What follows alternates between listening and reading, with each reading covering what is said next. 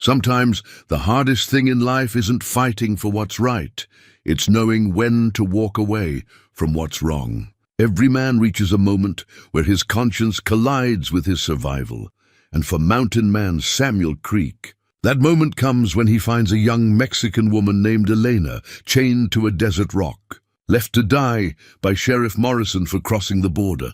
Creek has spent 15 years avoiding people and their problems, but Elena's desperate eyes remind him of everything he's tried to forget about being human. The sheriff claims she's a criminal who deserves her fate, but Creek sees something different, an innocent woman paying the price for other men's hatred. Saving her means becoming an outlaw himself and making enemies of every lawman in the territory. Elena carries secrets that could destroy the corrupt sheriff, but first they have to survive the desert, the law, and the dangerous men hunting them both. Will one man's awakened conscience be enough to stand against a system built on cruelty? Before we jump back in, tell us where you're tuning in from. And if this story touches you, make sure you're subscribed, because tomorrow I've saved something extra special for you.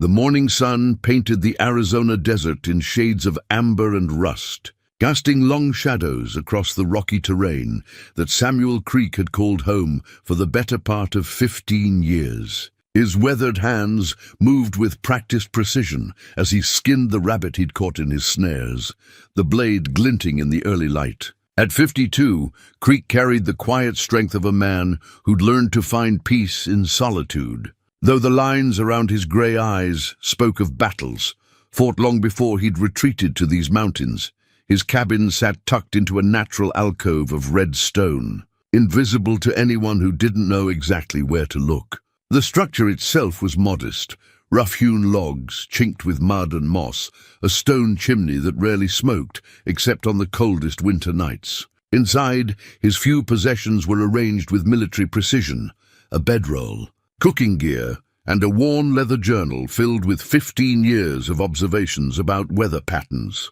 animal behavior, and the slow changing of seasons. The journal's pages also held careful sketches of the landscape he'd grown to love, detailed drawings that revealed an artist's eye hidden beneath the mountain man's gruff exterior. Creek had chosen this isolation deliberately after the war ended and took everything that mattered to him. The memories of Gettysburg and Antietam, of friends who'd never made it home, of a young wife and infant daughter lost to fever while he was fighting for causes that seemed less clear with each passing year. All of it had driven him deeper into the wilderness where the only enemies were weather and hunger.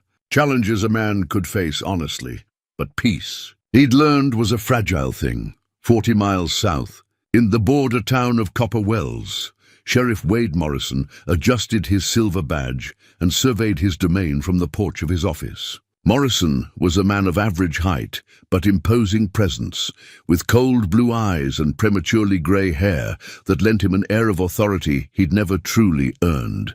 He ruled his territory through fear and selective justice, turning a blind eye to crimes that profited him while coming down hard on anyone who threatened his control. The Mexican families who crossed into his jurisdiction seeking work or fleeing violence quickly learned that Morrison's law came with a price. Those who could pay his unofficial taxes were allowed to stay and work the mines and ranches. Those who couldn't or wouldn't faced imprisonment, violence, or worse. Morrison had built a profitable network of corruption that stretched from local mine owners to territorial officials, all of them benefiting from cheap labor and selective law enforcement. Elena Vasquez had learned about Morrison's brand of justice the hard way. At 19, she possessed the kind of fierce determination that her mother had passed down through generations of women who'd survived hardship through sheer will. Her dark eyes held depths of sorrow that seemed too mature for her years, and her calloused hands spoke of a lifetime of hard work. She'd crossed the border 3 weeks ago with her 15-year-old brother Miguel, fleeing the violence that had consumed their village in Sonora. The journey north had been treacherous, days of walking through desert heat with little water, nights huddled together against the cold, always watching for bandits, wild animals, or the American law enforcement that treated border crossers as criminals regardless of their circumstances. Miguel had been sick when they started the journey, weakened by months of poor food and the stress of watching their world collapse around them. Elena had carried him when he couldn't walk, shared her meager water when his fever spiked, and whispered stories of the better life waiting for them in America. They'd made it to within 5 miles of copper. Well, when Morrison's deputies found them, Elena would never forget the sound of hoofbeats approaching their small camp at dawn, or the way Miguel had tried to stand protectively in front of her, despite his weakness. Deputy Barnes, a cruel man who enjoyed his work too much, had laughed at the boy's defiance before striking him down with the butt of his rifle. Miguel's head had struck a rock with a sound that still echoed in Elena's dreams. "Border jumpers," Morrison had announced when his men brought Elena to his office. Miguel's body, already beginning to stiffen in the wagon behind them, set an example for the others. Elena had begged, pleaded, offered to work for free, promised to return to Mexico immediately. Morrison had listened with the patient expression of a man who'd heard it all before, then nodded to his deputies. They dragged her 3 miles into the desert, chained her to a boulder with iron shackles that had been used for the same purpose before, and left her with a single cup of water. "Maybe the buzzards will have more mercy than I do," Morrison had said, his voice carrying no emotion at all. That had been 2 days ago. Creek first heard the rattling of chains on his second day of tracking a wounded elk through the lower canyons. The sound was out of place, metal against stone, in a landscape where such things didn't belong. His military instincts, dulled by years of peace but never completely dormant, sharpened his attention. Something was wrong.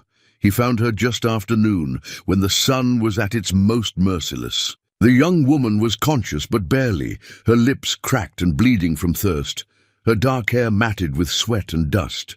The iron shackles around her wrists had rubbed her skin raw, and Creek could see that she'd been pulling against them despite the pain, refusing to accept her fate quietly, but it was her eyes that stopped him cold. Even in her extremity, they blazed with defiance and intelligence. They reminded him of Sarah, his wife, who'd faced her own death with the same fierce courage. For a moment, Creek felt the familiar weight of grief settle over his shoulders, followed quickly by something he hadn't experienced in 15 years, the urgent need to act, to save someone while he still could. "Easy now," he said softly, kneeling beside her and offering water from his canteen. "Easy?" Elena's first instinct was suspicion. In her experience, American men who found vulnerable Mexican women alone rarely had honorable intentions. But Creek's weathered face held only concern, and when she tried to speak and managed only a croak, he simply helped her drink without demanding explanations or payment. "Who did this to you?" Creek asked, once she'd had enough water to speak. "Sheriff Morrison," Elena whispered, her voice raw but steady. "He killed my brother for crossing the border. Left me here to die as a warning to others." Creek studied the heavy iron shackles, noting their design and construction. He'd seen similar restraints used on military prisoners during the war, though never for anything as simple as crossing an invisible line in the desert. The cruelty of it, the deliberate nature of leaving someone to die slowly in the heat, stirred something dark and familiar in his chest. "These chains," he said, examining the locks. "They're not standard law enforcement equipment. Someone had these made special." Elena watched him work, noting the careful way he handled the metal, the practiced efficiency of his movements. "You were a soldier," she said. "It wasn't a question. Long time ago," Creek replied, using his knife to probe the lock mechanism. "Different war, different country. Seems like there's always someone who thinks chains are the answer to their problems." He worked in silence for several minutes, his face set in concentration. Elena found herself studying his profile. The grey beard, the deep lines around his eyes, the gentle way he handled her injured wrists. There was something in his manner that reminded her of her father, a quiet strength that didn't need to prove itself through violence or loud words. The lock clicked open with a soft metallic sound that seemed to echo across the desert. Creek caught the chains before they could fall against the rock, setting them aside with a care that suggested respect for Elena's ordeal. Her wrists were bloody and swollen, but she flexed her fingers experimentally. relief flooding her features. "Thank you," she said simply. Creek helped her to her feet, noting the way she favored her left leg and the careful way she moved. 2 days chained to a rock in the desert heat had taken their toll, but her spirit seemed unbroken. He offered her more water and a piece of dried meat from his pack, watching as she ate with the desperate hunger of someone who'd given up hope of another meal. "What's your name?" he asked. "Elena Vasquez." "And you?" "Samuel Creek. Most folks just call me Creek." He studied her face, noting the intelligence in her dark eyes and the stubborn set to her jaw. "You said Morrison killed your brother. You witness it?" Elena nodded, her expression hardening. "Miguel was sick, weak from our journey. Morrison's deputy struck him down for trying to protect me. His head hit a rock." She paused, swallowing hard. "Morrison watched it happen and did nothing. Then he ordered them to chain me here, as an example to other families trying to cross." Creek felt the familiar heat of anger building in his chest, the same rage that had driven him through 3 years of war. But this anger was different, cleaner somehow, focused on something that mattered beyond politics or territory. This was about basic human decency, about the strong protecting the weak instead of preying on them. "Morrison's got a reputation in these parts," Creek said carefully. "Man's got half the territorial government in his pocket, plus most of the local ranchers and mine owners. He's not someone you cross lightly." "I'm not asking you to cross him," Elena replied, though her eyes suggested otherwise. "You've already done more than I had any right to expect. If you could just point me toward the nearest town with Morrison looking for you." "You wouldn't make it 5 miles?" Creek shouldered his pack and gestured toward the mountains. "My place is about 6 miles north, well hidden. You can rest there while we figure out what comes next." Elena studied his face, looking for signs of deception or hidden motives. She'd learned to be cautious with men's offers of help, especially when she was alone and vulnerable. But Creek's gray eyes held only honest concern, and something in his manner reminded her of the few truly good men she'd known in her life. "Why would you help me?" she asked. "You don't know me. And helping me makes you Morrison's enemy too." Creek was quiet for a long moment, his gaze distant, as if looking back across years of memories. When he spoke, his voice carried the weight of old pain and older regrets. 15 years ago, I came home from the war to find my wife and baby daughter dead of fever.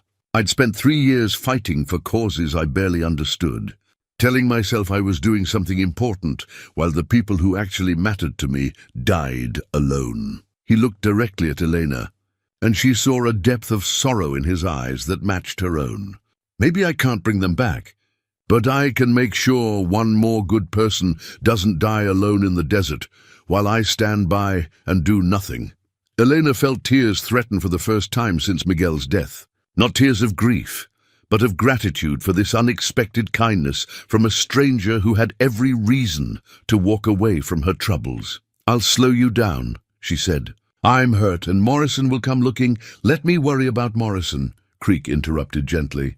"For now, let's just focus on getting you somewhere safe." As they began the careful journey through the rocky terrain toward Creek's hidden cabin, neither of them noticed the dust cloud rising in the distance, Sheriff Morrison and 4 of his deputies, following the trail that would soon lead them to the empty chains and the realization that their example had been undone by someone foolish enough to interfere with territorial justice, the war that Elena feared bringing to Creek's peaceful mountain retreat was already coming. Whether they were ready for it or not, Creek's calloused fingers worked carefully at the iron shackles, using his knife point to probe the crude lock mechanism. The metal was hot from the desert sun, and Elena's wrists bore the angry red marks of 2 days' struggle against the unforgiving restraints. When the locks finally clicked open, the sound seemed to echo across the vast emptiness of the Arizona landscape.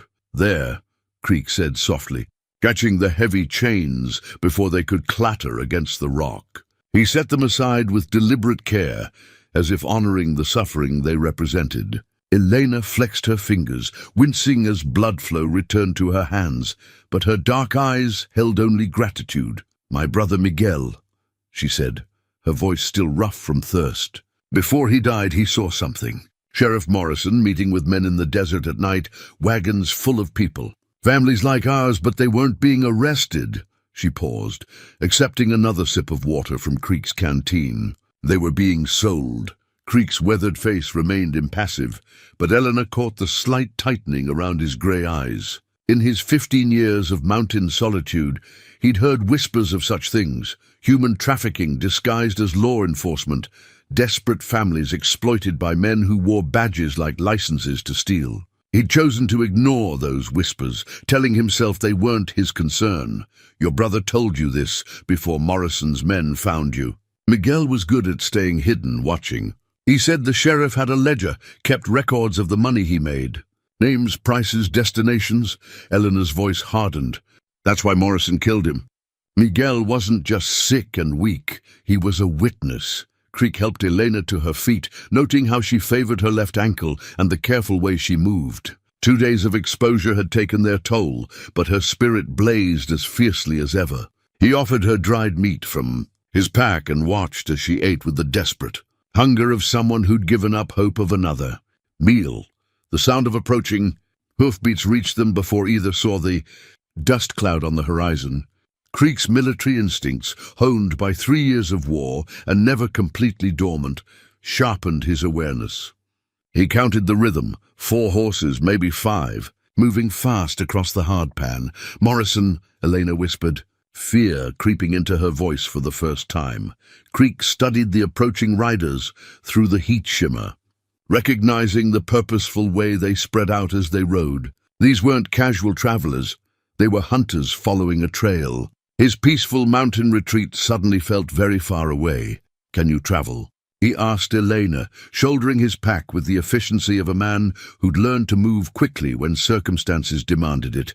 I can try. Then we go. Now. Sheriff Wade Morrison sat tall in his saddle, his silver badge catching the afternoon sun as he surveyed the empty chains and the signs of Elena's rescue. His cold blue eyes took in every detail, the careful way the locks had been picked, the absence of struggle, marks that would indicate a violent liberation, the single set of boot prints that led away from the scene alongside Elena's smaller tracks.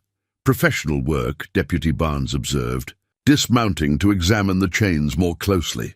Barnes was a thick-set man with cruel eyes who'd enjoyed watching Elena's suffering during her initial capture. Whoever did this knew what they were doing. Morrison's jaw tightened. In his 5 years as sheriff of this territory, no one had dared interfere with his justice. The Mexican families knew better than to help escapees, and the white settlers understood that Morrison's arrangements kept their labor costs low and their properties safe. Someone had just upset a very profitable system. Track them, Morrison ordered, his voice carrying the flat authority of a man accustomed to absolute obedience. Whoever's helping her just made the biggest mistake of their life. Deputy Collins, a younger man who still showed occasional flickers of conscience, studied the tracks leading north toward the mountains. Sheriff, maybe we should let this one go.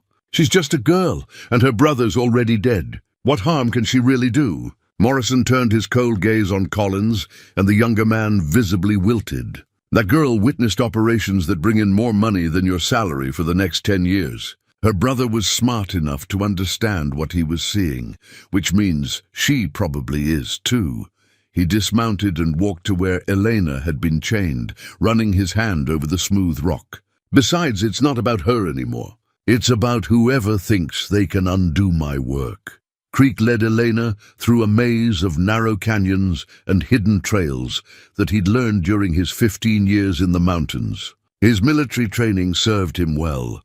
He chose routes that would be difficult to follow, paused frequently to listen for pursuit, and used every natural feature to mask their passage. Elena kept pace despite her injuries, though Creek could see the effort it cost her. They'd been traveling for 2 hours when Creek heard the distant echo of hoofbeats against canyon walls. Morrison's men were closer than he'd hoped, and Elena was beginning to tire. He guided her into a narrow cleft between 2 massive boulders, a hiding place he'd discovered years ago while tracking wounded game. Rest, he whispered, offering her water again. They'll pass by if we're quiet.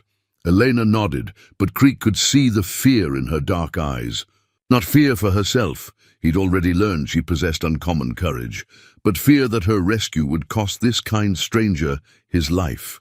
She'd seen enough death already. The sound of approaching horses grew louder, accompanied by voices carrying in the thin desert air. Creek recognized Morrison's authoritative tone, even from a distance, though he couldn't make out the words. The sheriff was close enough now that any significant noise would bring him down on their hiding place. "There!" Barnes's voice rang clear across the canyon. "Fresh tracks leading into that cleft?" Creek's hand moved instinctively to the knife at his belt, the weight of it familiar and comforting.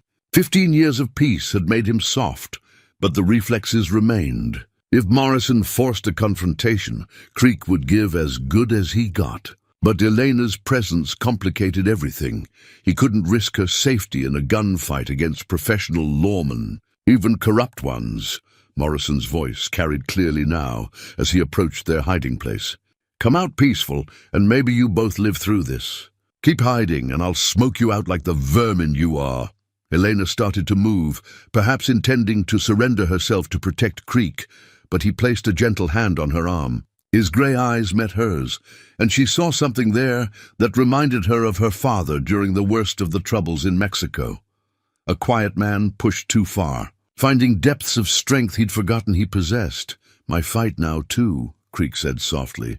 He stepped out from between the boulders with his hands visible but ready, positioning himself so that Elena remained hidden. Morrison sat his horse 30 yards away, flanked by 4 deputies with their hands resting on their gun butts. Creek recognized the formation. They'd done this before, probably many times. "You picked a poor cause to champion, stranger," Morrison said, his voice conversational but his eyes cold as winter sky. "That girl's a border jumper and a criminal. Helping her makes you an accessory to federal crimes." "I see a woman who was left to die in chains," Creek replied calmly. "Where I come from, we call that murder." Morrison's laugh held no humor. "Where you come from doesn't matter now. What matters is that you've interfered with territorial law enforcement, and that's a hanging offense in my jurisdiction." Behind Morrison, Deputy Collins shifted uncomfortably in his saddle. Creek caught the movement and filed it away. Not all of Morrison's men were completely corrupt. "That might matter later. Your jurisdiction," Creek repeated thoughtfully. "Funny thing about jurisdiction. Last I checked, chaining women to rocks wasn't covered in any law book I've read. Mexican border jumpers aren't covered by most law books either," Morrison replied. "They're more like livestock, property of whoever finds them first." The casual cruelty of that statement hit Creek like a physical blow. He'd heard such talk during the war, from men who'd forgotten the difference between enemies and human beings. It was the kind of thinking that had driven him into the mountains in the first place, seeking escape from a world where good men could become monsters and monsters could wear badges. "Eleanor," Creek called over his shoulder, not taking his eyes off Morrison. "You hear that? The sheriff thinks you're livestock." Elena emerged from the cleft with her chin raised and fire in her dark eyes. Creek had hoped she'd stay hidden, but he should have known better. She'd already shown him she wasn't the type to cower while others fought her battles. "I heard," she said, her voice carrying clearly across the canyon. "I also heard you tell Deputy Barnes to make my death look accidental when you chained me to that rock. You didn't want questions from the territorial authorities about why Mexican families keep disappearing from your jurisdiction." Morrison's face darkened. "You're dreaming, girl. Nobody's going to believe the word of a border jumper over a territorial sheriff." "Maybe not," Elena agreed. "But they might believe the word of my brother Miguel, who watched you take money from slavers before he died. He wasn't as weak as you thought, Sheriff. He saw everything." The silence stretched taut between them. Creek watched Morrison's face carefully, noting the slight tick that had developed near his left eye. Elena had struck a nerve, which meant her accusations were true. "Your brother's dead," Morrison said finally. "Dead men don't testify." "No," Elena replied, "but they sometimes write things down." "Miguel kept a journal, Sheriff. Names, dates, places. Everything he saw during our journey north, including your midnight meetings with men who buy and sell human beings." Creek couldn't tell if Elena was bluffing or telling the truth. But Morrison's reaction suggested the sheriff believed her. The tick near his eye had become more pronounced, and his hand now rested openly on his gun butt. "Where is it?" Morrison demanded. "Somewhere safe," Eleanor lied smoothly. "Somewhere your men will never find it." Morrison studied her for a long moment, then turned his attention back to Creek. "You know what you've gotten yourself into, Mountain Man? This isn't some romantic rescue story. That girl's got information that could destroy everything I've built here. I can't let her leave this canyon alive."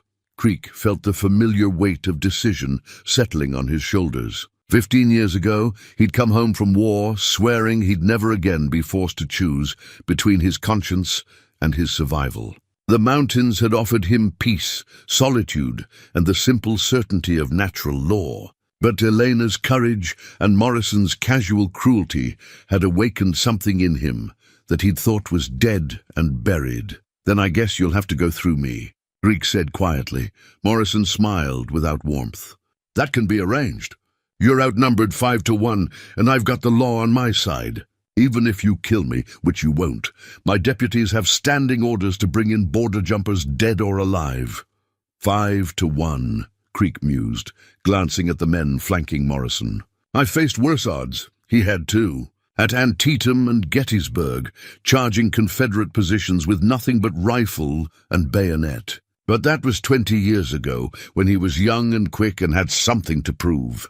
Now he was 52, out of practice, and protecting someone who couldn't protect herself." Elena stepped up beside him, and Creek saw she'd picked up a heavy stone from the canyon floor. She might not be armed, but she wasn't going down without a fight either. "Last chance," Morrison said, drawing his pistol. "Give me the girl, and you can ride away from this. Otherwise, I'll add resisting arrest and assaulting an officer to your gravestone." Creek looked at Elena, really looked at her. The fierce determination in her dark eyes, the stubborn set to her jaw, the way she held herself ready to fight despite being outnumbered and outgunned. She reminded him so much of Sarah, who'd faced her own death with the same quiet courage, but Sarah had died alone while he was away fighting someone else's war. Elena wouldn't. "Come and take her," Creek said. Morrison's face hardened into the cold mask of a man who'd killed before and would kill again. So be it. The gunfight that followed would be talked about in Copper Wells for years to come, though the details would change with each telling. What remained constant was that Sheriff Morrison discovered that afternoon that 15 years of peaceful solitude hadn't dulled Samuel. Creek's war-honed instincts, as much as anyone might have expected. When the smoke cleared, Morrison and one deputy were dead, another was wounded, and Collins had thrown down his gun rather than continue fighting for a cause he'd never believed in. Creek had taken a bullet in his shoulder, but Elena's quick thinking with a sling and well-aimed stones had evened the odds just enough. As Creek bandaged his wound with Elena's help, Deputy Collins approached them carefully, his hands raised and empty. "I'm done with this," Collins said. "Morrison had us all scared, but this," he gestured at the carnage around them, "this isn't law enforcement. This is just murder dressed up with badges." Elena studied the young deputy's face, seeing shame and genuine regret there. "You knew what Morrison was doing?" "Suspected," Collins admitted, "but proving it and doing something about it are different things. Morrison had connections all the way to the territorial capital. Men who disappear in the desert don't usually get much investigation." Creek finished tying off his bandage and looked at Collins thoughtfully.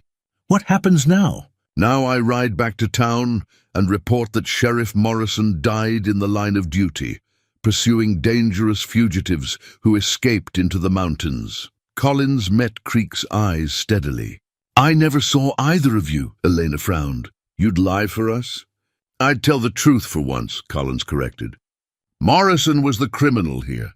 Whatever you two do next, you've got a head start, but it won't last long. Morrison had friends in high places, and they'll send someone else to finish what he started." Creek helped Elena gather what supplies they could from the dead men's horses, wincing as his wounded shoulder protested the movement. Collins was right. This was just the beginning. They'd won a battle, but the war was far from over.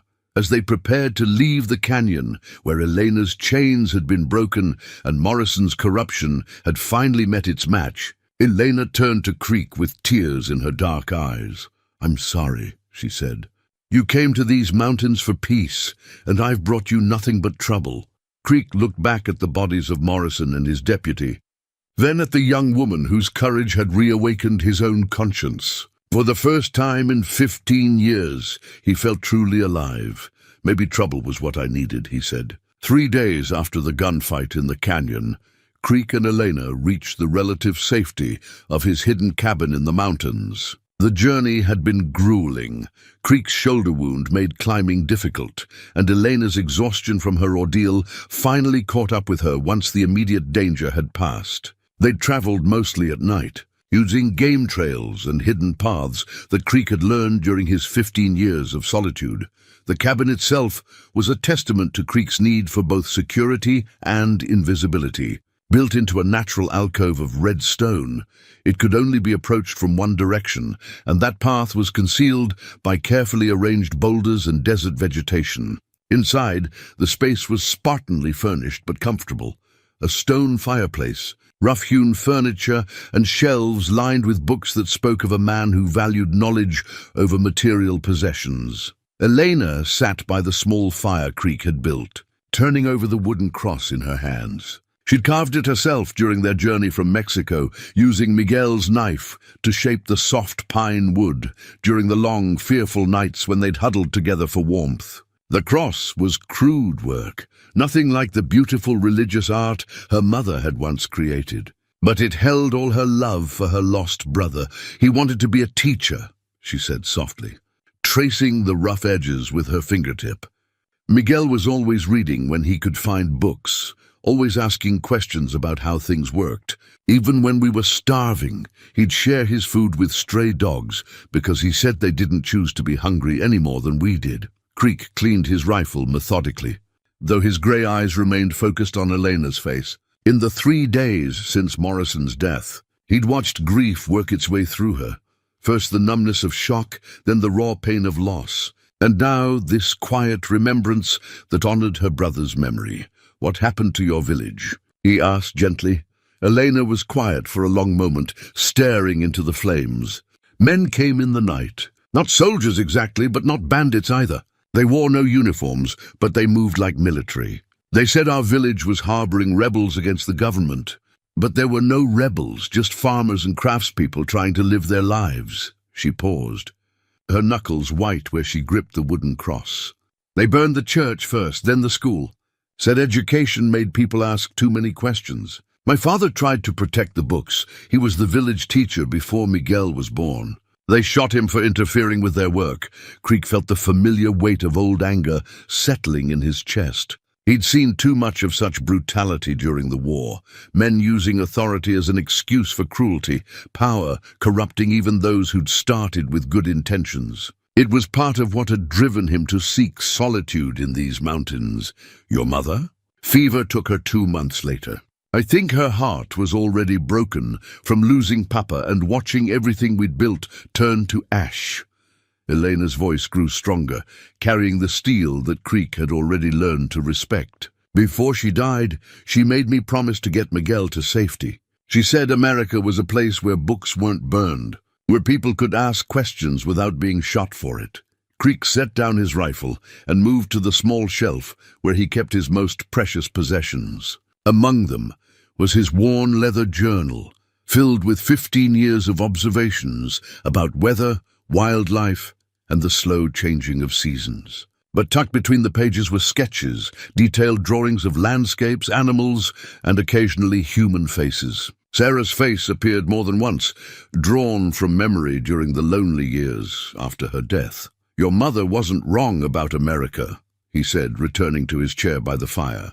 "But she probably didn't know that some Americans can be just as cruel as the men who burned your village. Morrison and his kind, they used the law the same way those men used government authority. As an excuse to hurt people they consider beneath them." Elena studied Creek's weathered face in the firelight. "You've seen it before. That's why you live alone out here, among other reasons." Creek opened his journal and showed her a sketch of a young woman holding a baby, Sarah and their daughter Mary, drawn from a memory that had grown more precious with each passing year. I came home from the war to find my family dead. Fever took them while I was off fighting for causes that seemed less important every day. How old was she? Your daughter, 6 months. Just starting to smile according to Sarah's letters. I never saw her take her first steps or heard her first words. Creek's voice carried 15 years of accumulated regret. I told myself I was fighting for their future, protecting them from enemies who threatened our way of life. But the real enemy was disease and poverty, things bullets couldn't solve. Elena reached out and touched the sketch gently. She was beautiful. They both were. Sarah had your courage. When the fever came, she took in 3 other children whose parents had already died, tried to nurse them all back to health by herself. Creek closed the journal carefully. She died protecting other people's children while I was 1,000 miles away, protecting other people's politics. They sat in comfortable silence for a while, both lost in memories of people they'd loved and lost. Outside, the desert wind whistled through the rocks, carrying the scent of sage and the promise of rain. Creek found himself stealing glances at Elena, noting the way the firelight brought out the bronze in her dark hair and the stubborn line of her jaw that reminded him so much of Sarah. You said Miguel kept a journal, Creek said eventually. Was that true, or were you just trying to rattle Morrison? Elena smiled, the first genuine smile he'd seen from her since their first meeting. Miguel did write things down, but not in a journal. He carved words into pieces of wood, small things he could hide easily. He said words had power, and if something happened to us, maybe someone would find his words and know what we'd seen. She reached into her dress pocket and pulled out a small piece of carved wood, no bigger than Creek's thumb. The words were tiny but clear, carved with the patience and precision of someone who understood their importance. Sheriff Morrison, Creek read aloud, money from Wagon Man, 20 families. Full moon October. There are 6 more pieces, Elena said. Miguel hid them in different places during our journey. Names, dates, descriptions of the men he saw buying people from Morrison. If someone found them all, they'd have enough evidence to bring down Morrison's entire network. Creek studied the small carving, marveling at the courage it had taken for a sick 15-year-old boy to document such dangerous information. Where are the other pieces? Scattered along our route from the border to Copper Wells. Miguel said if something happened to us, at least the truth would survive, even if we didn't. Creek felt a chill that had nothing to do with the mountain air. If Elena was right about what Miguel had documented, and if Morrison's associates found those carved pieces before honest authorities did, then Elena would never be safe. She wasn't just a witness to one crime. She was the key to unraveling an entire criminal organization. We need to find them, he said. Elena shook her head.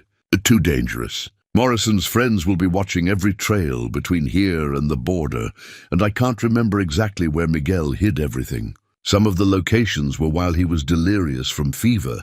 Then we make them come to us. What do you mean? Creek stood and moved to another shelf, this one holding maps of the territory and supplies he'd accumulated during his years in the mountains. Among them was something he hadn't touched in over a decade, his old army field kit, complete with signal mirrors, coded message materials, and other tools from his military intelligence days.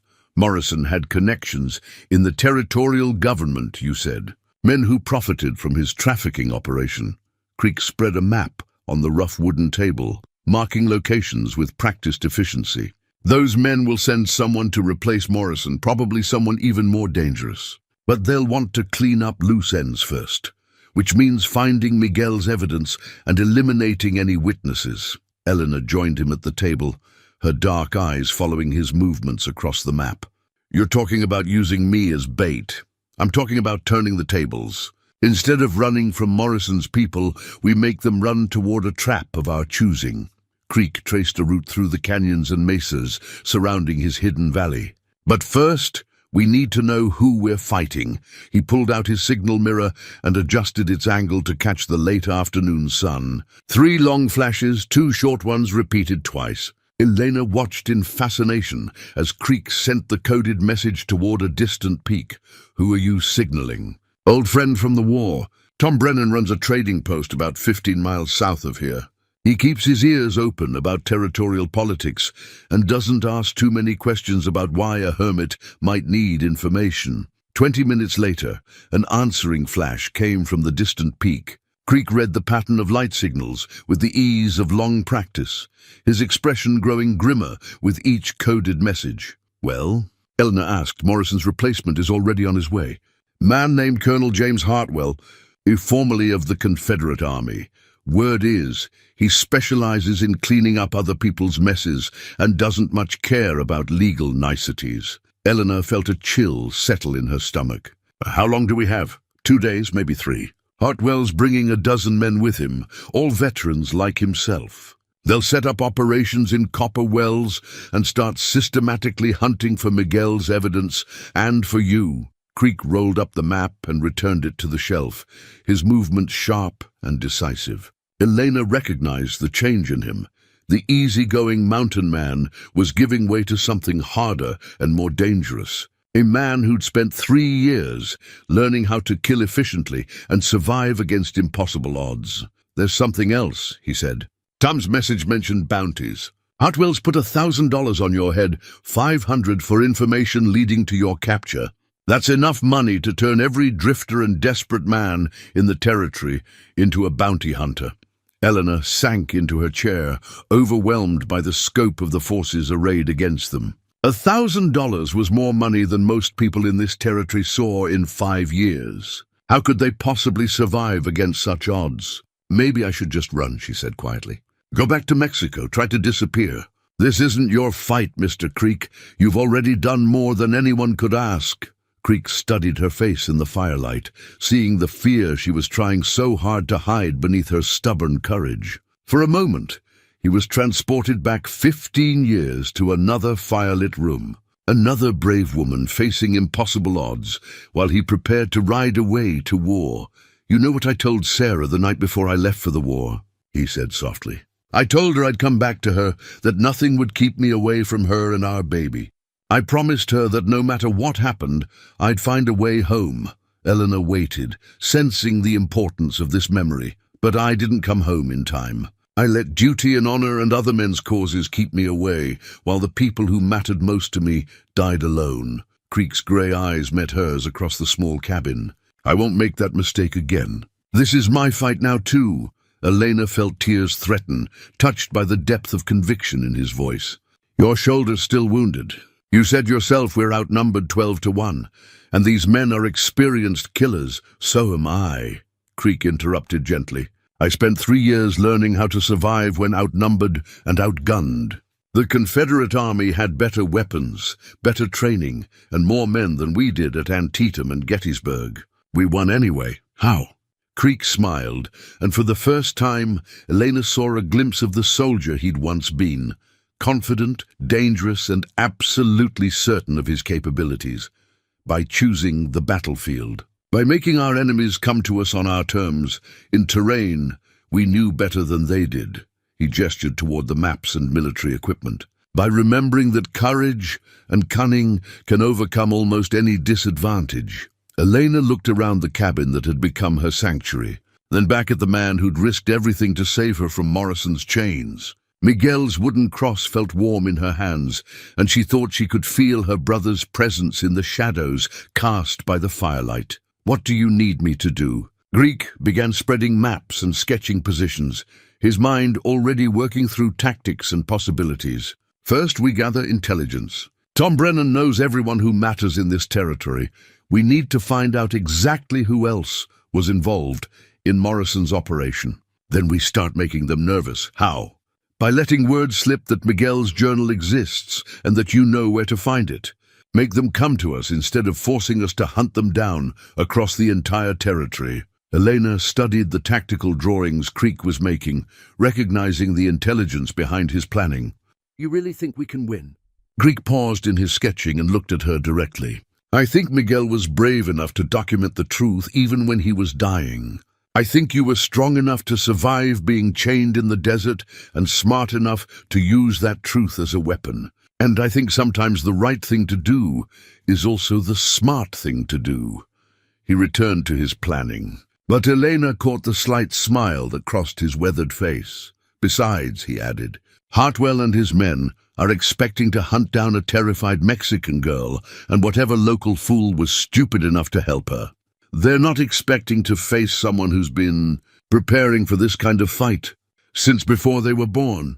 Elena felt something stirring in her chest that she hadn't experienced since Miguel's death. Hope. Not the desperate hope of someone praying for rescue, but the fierce hope of someone preparing to fight back outside. The desert wind continued its endless song through the rocks, carrying no hint of the storm that was gathering in the hidden valley where a mountain man and a Mexican refugee began planning their war against men who bought and sold human beings like livestock.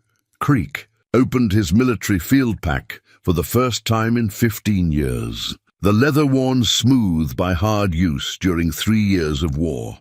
Inside, wrapped in oiled cloth, lay his Medal of Honor, a bronze star suspended from a blue ribbon, awarded for actions at Gettysburg that he'd never spoken about to anyone, not even Sarah.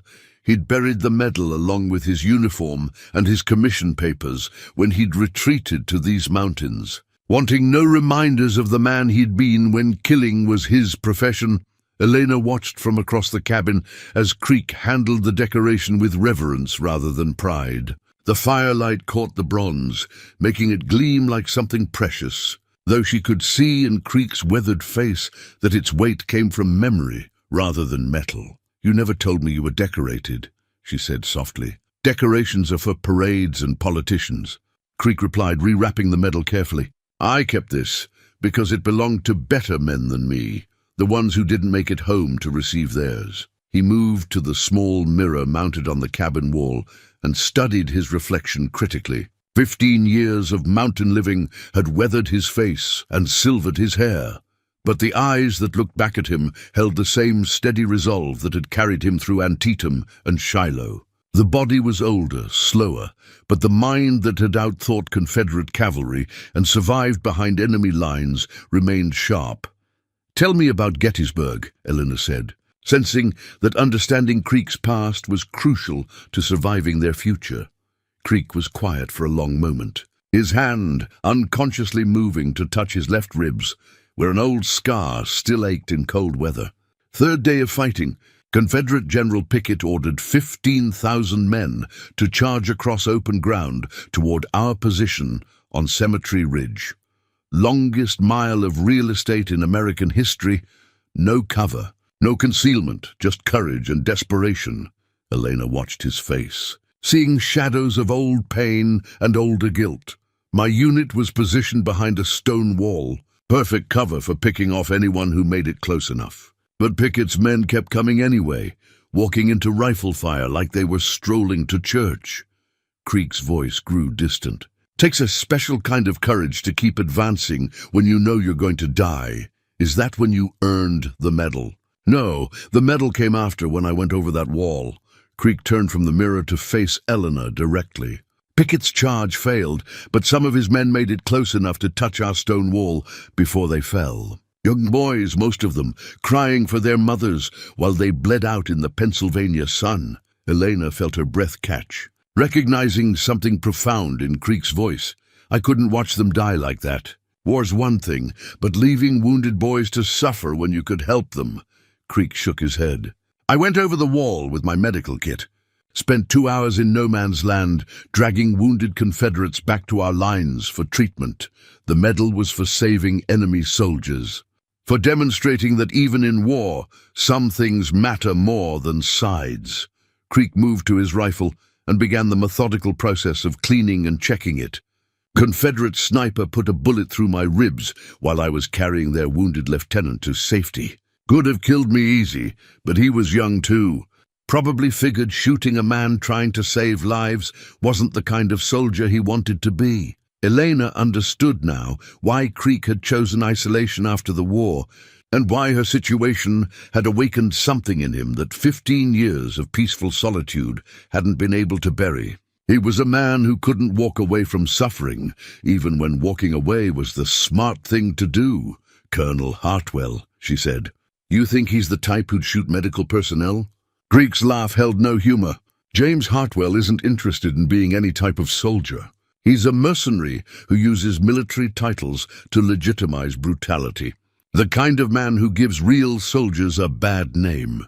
He spread a detailed map of the territory on the table, marking locations with practiced precision. Elena noticed that his movements had changed over the past few days. Less of the easygoing mountain man, more of the tactical officer who'd survived 3 years of the bloodiest war in American history. "Here's what we know," Creek said, pointing to various marks on the map. "Hartwell's setting up operations in Copper Wells, using Morrison's old office as his headquarters.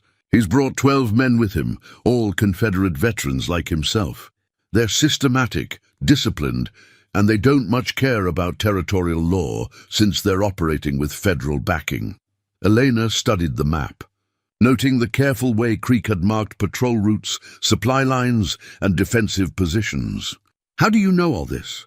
"Tom Brennan's trading post sees every traveler in this territory. Men like Hartwell need supplies, ammunition, and information. Tom provides all three, while keeping careful notes about who's buying what." Creek tapped a location 15 miles south of their position. "Tom's been sending me signal messages twice daily since Hartwell arrived. The man's not subtle about his intentions." Elena leaned closer to examine the tactical markings. "What kind of intentions?" "Hartwell's posted bounties in every town within 100 miles.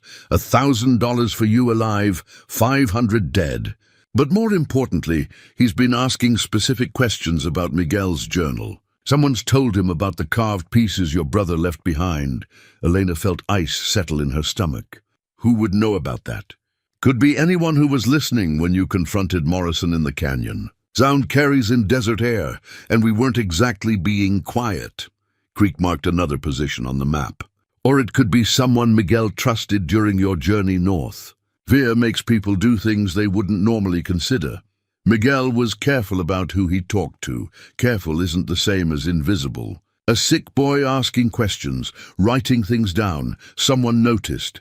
And now Hartwell knows there's evidence that could destroy the entire trafficking network." Creek's grey eyes met hers across the map. "The question is whether we can find Miguel's carvings before Hartwell does." Elena pulled Miguel's wooden cross from her pocket, turning it over in her hands while she thought. The rough carving had become her talisman during the dark days since her brother's death. A tangible connection to his courage and determination. "There's something I didn't tell you," she said quietly. "Miguel was feverish during the last week of our journey, but he had moments of clarity. During one of them, he told me he'd left more than just carved words." Creek looked up from the map. "What do you mean?" "He said he'd drawn pictures too. Maps showing where Morrison met with the wagon men, sketches of faces he recognized, even rough drawings of the trails they used to move people without being seen by honest lawmen." Elena's voice grew stronger as she spoke. "Miguel wasn't just documenting crimes. He was creating a complete record of Morrison's operation." Creek felt his pulse quicken. If Elena was right, Miguel had compiled evidence that would not only expose the trafficking ring, but provide enough detail to track down and arrest everyone involved. No wonder Hartwell was being so systematic in his search. "Do you remember where he might have hidden these drawings?" Elena closed her eyes, trying to recall those final desperate days when Miguel's fever had been breaking and reforming like desert weather. He was obsessed with caves during his delirium. Kept talking about how caves preserved things, how Native Americans used them to store important items for future generations. "There are dozens of caves in the territory between here and the border," Creek said thoughtfully. "Some natural, some carved by ancient peoples, some used by outlaws for hideouts." Miguel was drawn to the ones with drawings already on the walls. He said pictures spoke to pictures, that his evidence would be safe among the old stories. Elena opened her eyes and looked at Creek with sudden intensity. "He called them galleries of truth." Creek studied the map with new understanding. He knew several cave systems that matched Elena's description, places where ancient peoples had painted their stories on stone walls, creating galleries of images that had survived for centuries. If Miguel had hidden his evidence in such places, it would be well protected from weather and difficult for searchers to find without specific knowledge. "I know 4 caves that fit that description," he said, marking new locations on the map. "But reaching them means crossing open ground where Hartwell's men are conducting search patterns. Then we make them think we're going somewhere else." Creek looked at Elena with growing respect. Her mind worked tactically, thinking like someone who understood that survival often depended on misdirection and careful planning. She was learning to think like a soldier, which might be the only thing that kept them both alive. "What do you have in mind?" Elena moved to Creek's shelf of books and pulled down a volume of territorial surveys, flipping through pages until she found what she was looking for. Miguel was fascinated by maps, always studying them when he could find them. But he was also smart enough to know that obvious hiding places would be searched first. She pointed to a detailed geological survey showing cave systems throughout the territory. "These are the caves that are marked on official maps, the ones Hartwell's men will search systematically." But Miguel wouldn't have used any of these. Creek followed her reasoning. He'd have found unmarked caves, places that locals knew about, but that didn't appear in government surveys. Exactly. And there's only one way to find unmarked caves in territory you don't know. You ask the people who've lived there longest. Elena turned to another map. This one showing the locations of various Native American settlements and traditional gathering places. Miguel spent 2 days with a group of Apache women near Wilcox Springs. They fed him, treated his fever, and in return he helped them with some wagon repairs. He was good with his hands, could fix almost anything. Creek felt a surge of admiration for the boy he'd never met. Even while sick and fleeing for his life, Miguel had found ways to earn help through honest work, rather than begging or stealing. It spoke to the character that Elena and her family had instilled in him. "You think the Apache women told him about hidden caves?" I think Miguel asked the right questions and listened carefully to the answers.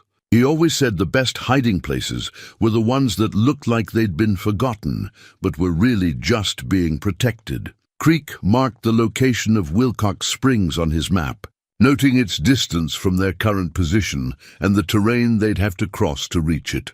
It was a dangerous journey, 40 miles of desert and canyon country, much of it now patrolled by Hartwell's men. "Even if you're right, even if we find Miguel's evidence, what then?" Creek asked. "Hartwell has federal backing for his operation. Local territorial authorities won't move against him without overwhelming proof. And by the time we could get word to honest federal marshals—" "We don't need federal marshals," Elena interrupted. "We need to turn Hartwell's own methods against him." Creek raised an eyebrow, intrigued by the steel in her voice.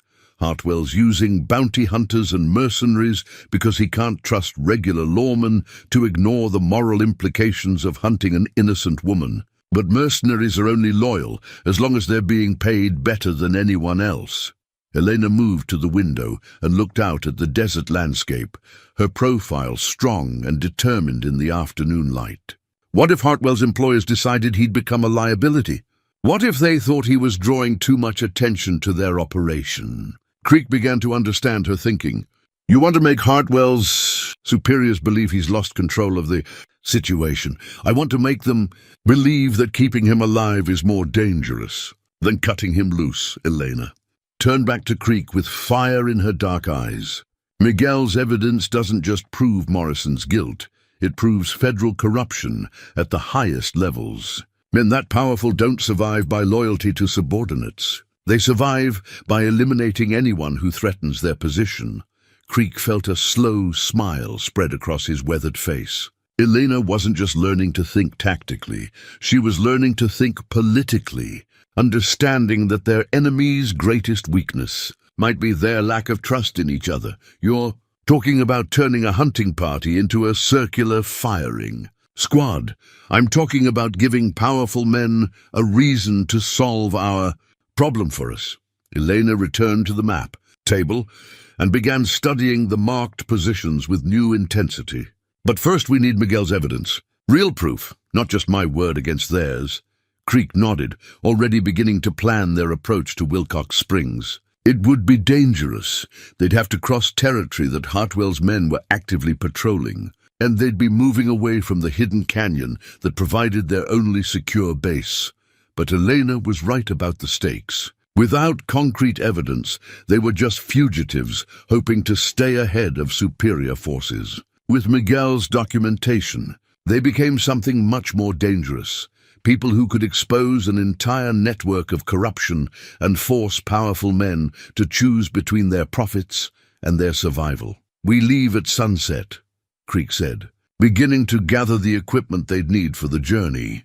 Travel by night, hide during the day, and pray that Miguel was as clever about hiding evidence as he was about everything else. Elena picked up her brother's wooden cross and held it up to catch the last rays of sunlight streaming through the cabin window. For a moment, the crude carving seemed to glow with inner light, and she felt Miguel's presence as strongly as if he were standing beside her. "He was," she said quietly. "Miguel was the smartest person I ever knew. If anyone could hide evidence so well that only family could find it, it would be him."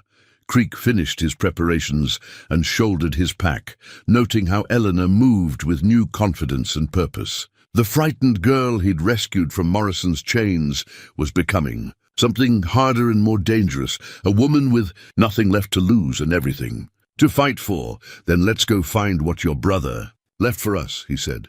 Elena's mother's ring caught the firelight as she turned it slowly between her fingers. The simple gold band was the only thing of value she'd carried across the border, hidden in the lining of her dress during the long journey from Sonora. Maria Vasquez had pressed it into Elena's hand during her final illness, making her daughter promise to wear it only when she found a place where love could flourish without fear. "Mama said this ring traveled from Spain to Mexico with my great-grandmother," Eleanor said softly, watching the way the gold gleamed in the lamplight. "Through wars, revolutions, famines, it survived everything because the women who wore it understood that some things are worth preserving, no matter the cost." Creek looked up from the detailed maps he'd been studying, noting the reverence in Elena's voice. In the week since Morrison's death, he'd learned to read the subtle changes in her expression, the way her eyes grew distant when memories of family overcame her, the stubborn set to her jaw when she was working through complex problems.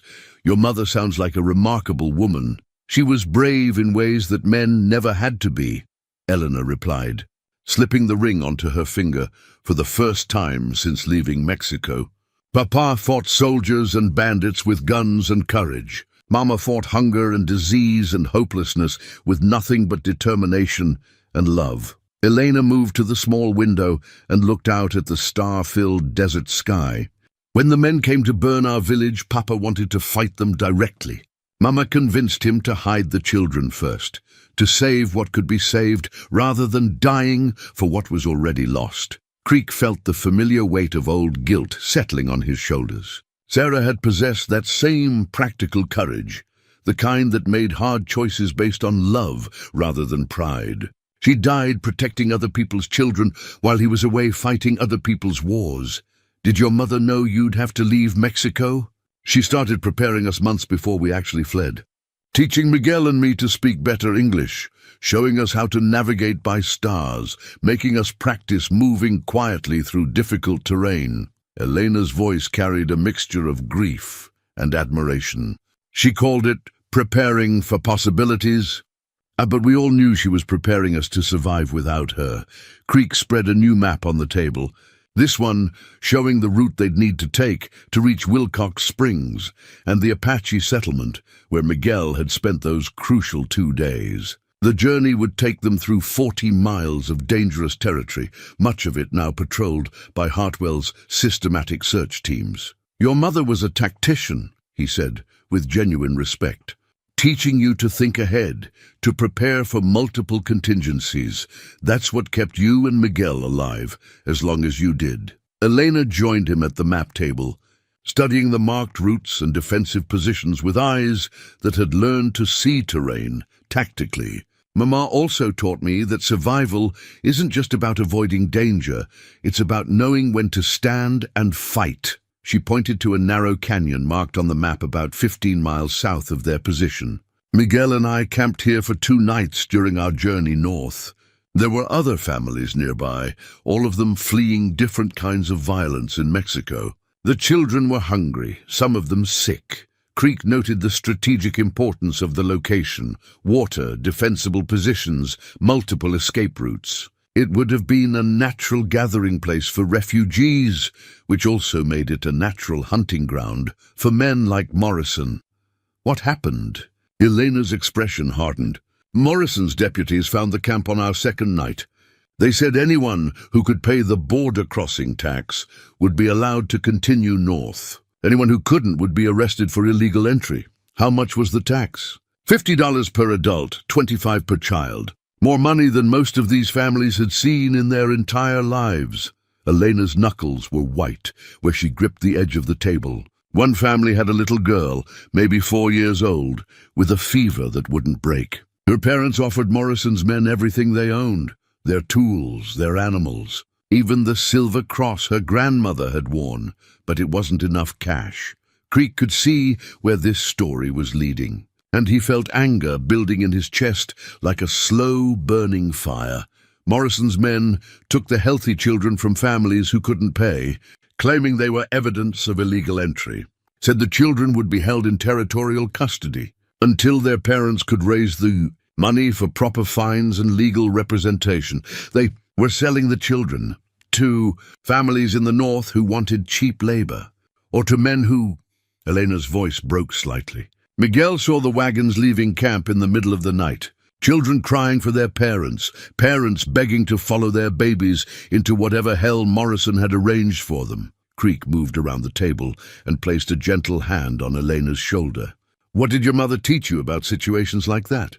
Elena took a shaky breath, drawing strength from Creek's steady presence. She said there are times when a person has to choose between their safety and their soul. That living with cowardice is worse than dying with courage. You tried to help. Miguel and I followed the wagons. We were just 2 more refugee children. The guards paid no attention to us. When they stopped to rest the horses, Miguel created a distraction while I cut the ropes holding the children in the wagon beds. Elena pulled Miguel's wooden cross from her pocket, running her fingers over the rough carving. We only managed to free 6 children before the guards noticed, but those 6 made it back to their families. The other families scattered after that, too frightened to stay together any longer. Creek studied Elena's face in the lamplight, seeing the strength that her mother had passed down through generations of women who'd faced impossible choices with quiet courage. No wonder Miguel had been brave. Enough to document Morrison's crimes. He'd learned from watching his sister risk everything to save children she didn't even know. Your mother would be proud of what you did, would she? 6 children saved, but 8 others lost forever because we couldn't free them all. Elena's voice carried the weight of survivor's guilt that Creek recognized from his own war experiences. Sometimes I wonder if trying to help was the right choice, or if we just made everything worse.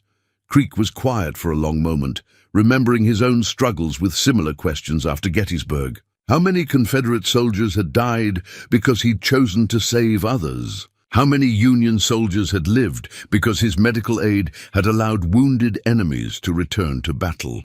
During the war, he said finally, I knew a chaplain who used to say that perfect good was God's work, but imperfect good was human work. He said our job wasn't to save everyone. It was to save who we could and trust that others would save who they could. Elena looked up at him, searching his weathered face for the wisdom that came from surviving similar moral challenges. Your 6 children are alive because you and Miguel chose courage over safety. The 8 you couldn't save. That's Morrison's sin, not yours. Elena nodded slowly, though Creek could see she was still wrestling with questions that had no easy answers. It was one of the things he'd come to admire about her. She felt the weight of other people's suffering as if it were her own, which made her dangerous to men like Morrison and Hartwell, who counted on good people looking the other way. Miguel drew pictures of those children's faces. She said quietly, "Both the ones we saved and the ones we lost." He said if we couldn't save them all, at least we could remember them all. Creek felt a chill of understanding. If Miguel had included those drawings with his other evidence, it would provide proof not just of Morrison's corruption, but of the specific crimes he'd committed against individual families. Personal stories that would make his abstract crimes concrete and undeniable. "Elena," he said carefully, "when you found Miguel's journal pieces, were there drawings mixed in with the written evidence?" "Some. Mostly faces and places, but a few showing the wagons, the guards, the routes they used." Elena's eyes widened as she understood the implications. "You think Miguel's drawings could identify other victims?" "I think Miguel may have documented the entire trafficking operation from the perspective of someone who'd actually witnessed it. Names, faces, routes, methods, everything federal investigators would need to build cases against everyone involved." Elena stood and moved to the window again, looking out at the desert landscape where so many desperate families had tried to find safety and found only predators instead. Her mother's ring caught the starlight, and for a moment she felt Maria Vasquez's presence as strongly as if her mother was standing beside her. "There's something else," she said. "Something I haven't told you about our time with the Apache women at Wilcox Springs." Creek waited, recognizing the tone that meant Elena was about to share something important. "Miguel was delirious with fever for most of our time there. But during his lucid moments, he talked with an old woman named Ayana. She spoke Spanish as well as English and Apache, and she'd lived in this territory for 70 years. Elena turned from the window to face Creek directly. "Ayana told Miguel stories about the old days, before the white settlers came. She said her people had always known that certain places were sacred, that they held power that should be respected rather than exploited." "Did she tell him about specific places?" "She told him about caves, where her ancestors had painted their stories on stone walls, places where truth could be preserved for future generations.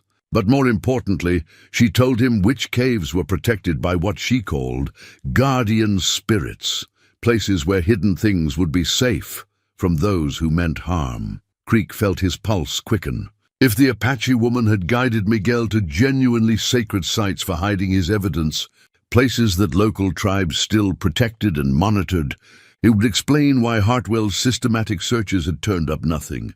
Did Ayana give Miguel specific directions? Better than directions, she gave him symbols. Elena pulled a small piece of cloth from her dress pocket, unfolding it to reveal faded markings drawn in what looked like charcoal and berry juice. "Miguel copied these before we left the Apache camp. Ayana said they were markers that would guide him to the right caves, but only if he understood what he was really looking for." Creek studied the symbols carefully, recognizing some elements from his years of trading with various tribal groups in the territory. The markings seemed to indicate directions, but also concepts: protection, truth, remembrance, guidance. "This isn't just a map," he said slowly. "It's a spiritual guide." Ayana wasn't just helping Miguel hide evidence, she was trusting him with sacred knowledge. Elena nodded. She said Miguel had eyes that see truly, and that truth-tellers were welcome in sacred places, regardless of their blood or their tribe. She made him promise that if anything happened to him, someone who loved him would follow the symbols to recover what he'd hidden. Creek felt the weight of responsibility settling on his shoulders. Finding Miguel's evidence had become more than a tactical necessity. It was now a sacred trust, a promise made by a dying boy to an Apache elder who'd recognized his courage and honored it with her people's most protected knowledge. "Then we follow the symbols," he said simply, "and we pray that Miguel's trust in Ayana's wisdom was justified." Elena folded the cloth carefully and returned it to her pocket, her movements reverent. Outside, the desert wind carried the scent of sage and the promise of rain. And somewhere in the darkness, coyotes called to each other across the vast emptiness that had become a battleground between those who exploited the desperate and those who protected them. Mama always said that some fights choose us rather Then the other way around, Elena said softly. I think she'd understand why we can't walk away from this one. Creek gathered his weapons and equipment, preparing for the journey that would take them deeper into hostile territory in search of a dead boy's legacy. Then let's make sure we're worthy of the trust Miguel and Ayana placed in us. The leather-bound ledger lay hidden beneath a loose floorboard in Sheriff Morrison's old office, exactly where Creek's military intelligence training suggested it would be.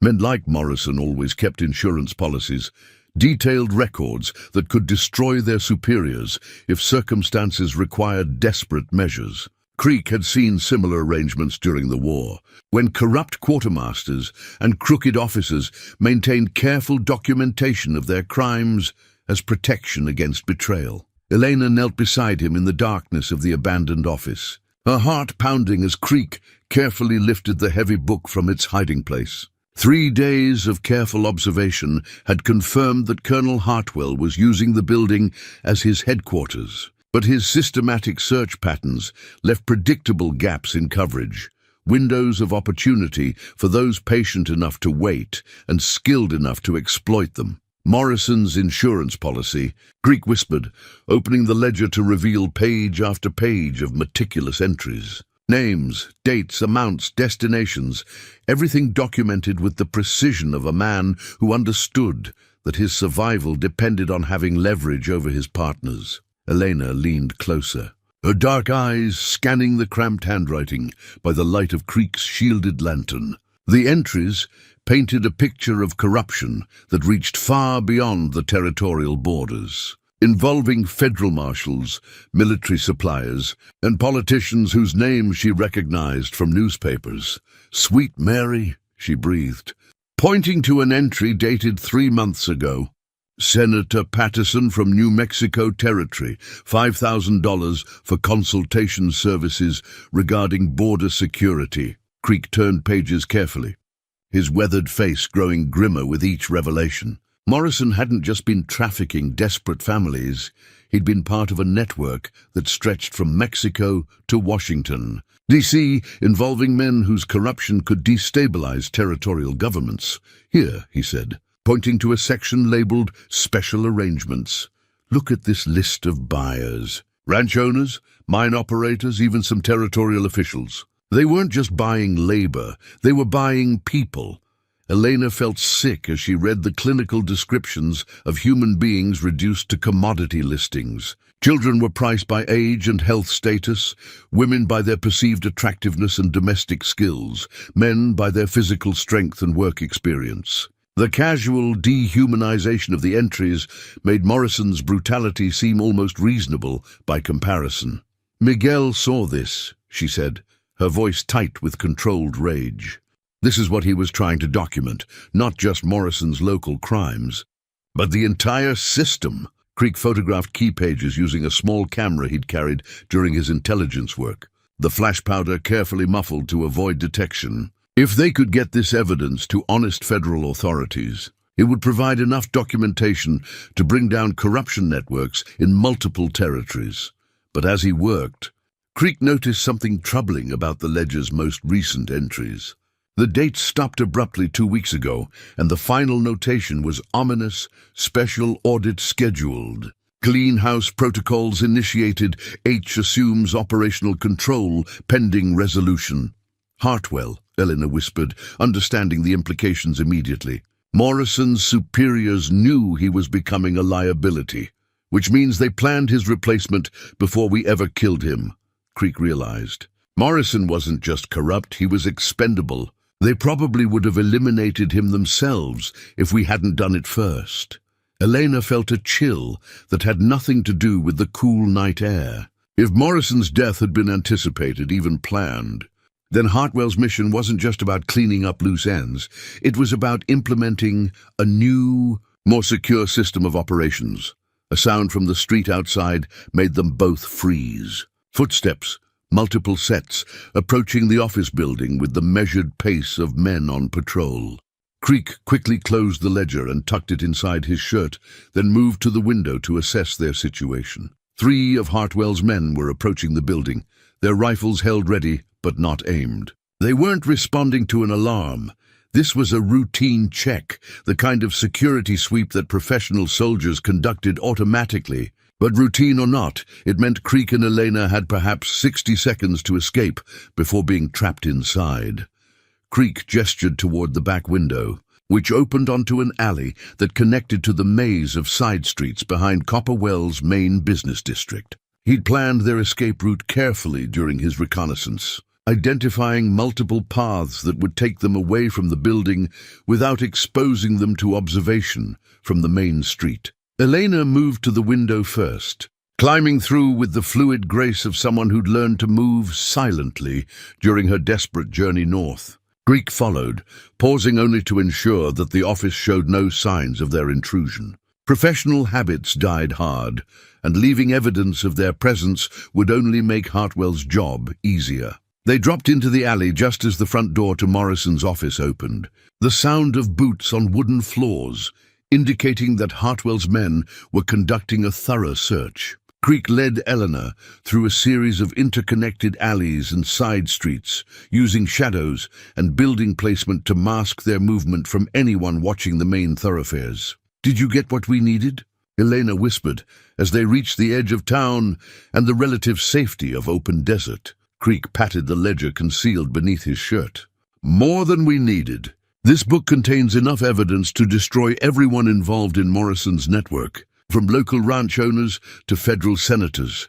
They moved quickly across the hardpan toward the rocky outcropping where they'd hidden their horses, both of them acutely aware that discovery would mean immediate pursuit by men who had no intention of taking prisoners. The territory stretched empty and hostile around them, offering concealment, but no real safety. "There's something else," Elena said as they reached their mounts. "While you were photographing the ledger, I noticed a map on Morrison's desk. It showed locations throughout the territory marked with different symbols, some in red, some in blue, some in black." Creek felt his pulse quicken. "Different types of operations?" "That's what I thought. The red marks were mostly along migration routes, places where families would naturally stop for water and rest. The blue marks were near mining and ranching operations that would need large numbers of workers. But the black marks—" Elena paused, her voice dropping to a whisper that carried more fear than she'd shown even when facing Morrison's guns. "The black marks were near schools and churches, places where children gathered, and they were all dated within the next month." Creek felt ice settle in his stomach. If Elena was right, Morrison's operation had been evolving beyond opportunistic trafficking towards systematic targeting of specific communities. Children taken from schools and churches would be missed immediately, which meant the network had become confident enough to operate in broad daylight. Hartwell isn't just cleaning up Morrison's operation, Creek realized. He's expanding it. They rode in grim silence for the first hour, both lost in contemplation of the horror they'd uncovered. The ledger Creek carried represented years of carefully documented crimes, but it also revealed a system so pervasive and well-connected that bringing it down would require more than courage. It would require allies with the power to challenge corruption at the highest levels of territorial and federal government. The Apache woman, Ayana, Elena said, as they paused to rest their horses near a spring that reflected starlight like scattered diamonds. "Miguel told me she said something about the old ways, about how her people dealt with corruption that spread like poison through a community." Creek listened carefully, recognizing the tone that meant Elena was working through an important insight. She said that sometimes poison grew so strong that cutting out the infected parts wasn't enough. You had to burn the whole system and start fresh. But she also said that fire only cleansed if it was started by people with clean hands and pure hearts. Creek understood the metaphor. Ayana had been talking about revolution, not just the violent overthrow of corrupt systems, but the moral authority to rebuild something better in their place. It was a concept he'd wrestled with during the war, when fighting against Southern secession had required embracing methods that seemed to contradict the very values they were fighting to preserve. "Miguel's evidence," he said slowly. It's not just proof of crimes. It's documentation of a system so corrupt that it can't be reformed, only replaced. Elena nodded. But replacing it means we have to survive long enough to get this information to people who can act on it. And Hartwell isn't going to let that happen if he can prevent it. As if summoned by her words, the distant sound of hoofbeats echoed across the desert from the direction of copper wells.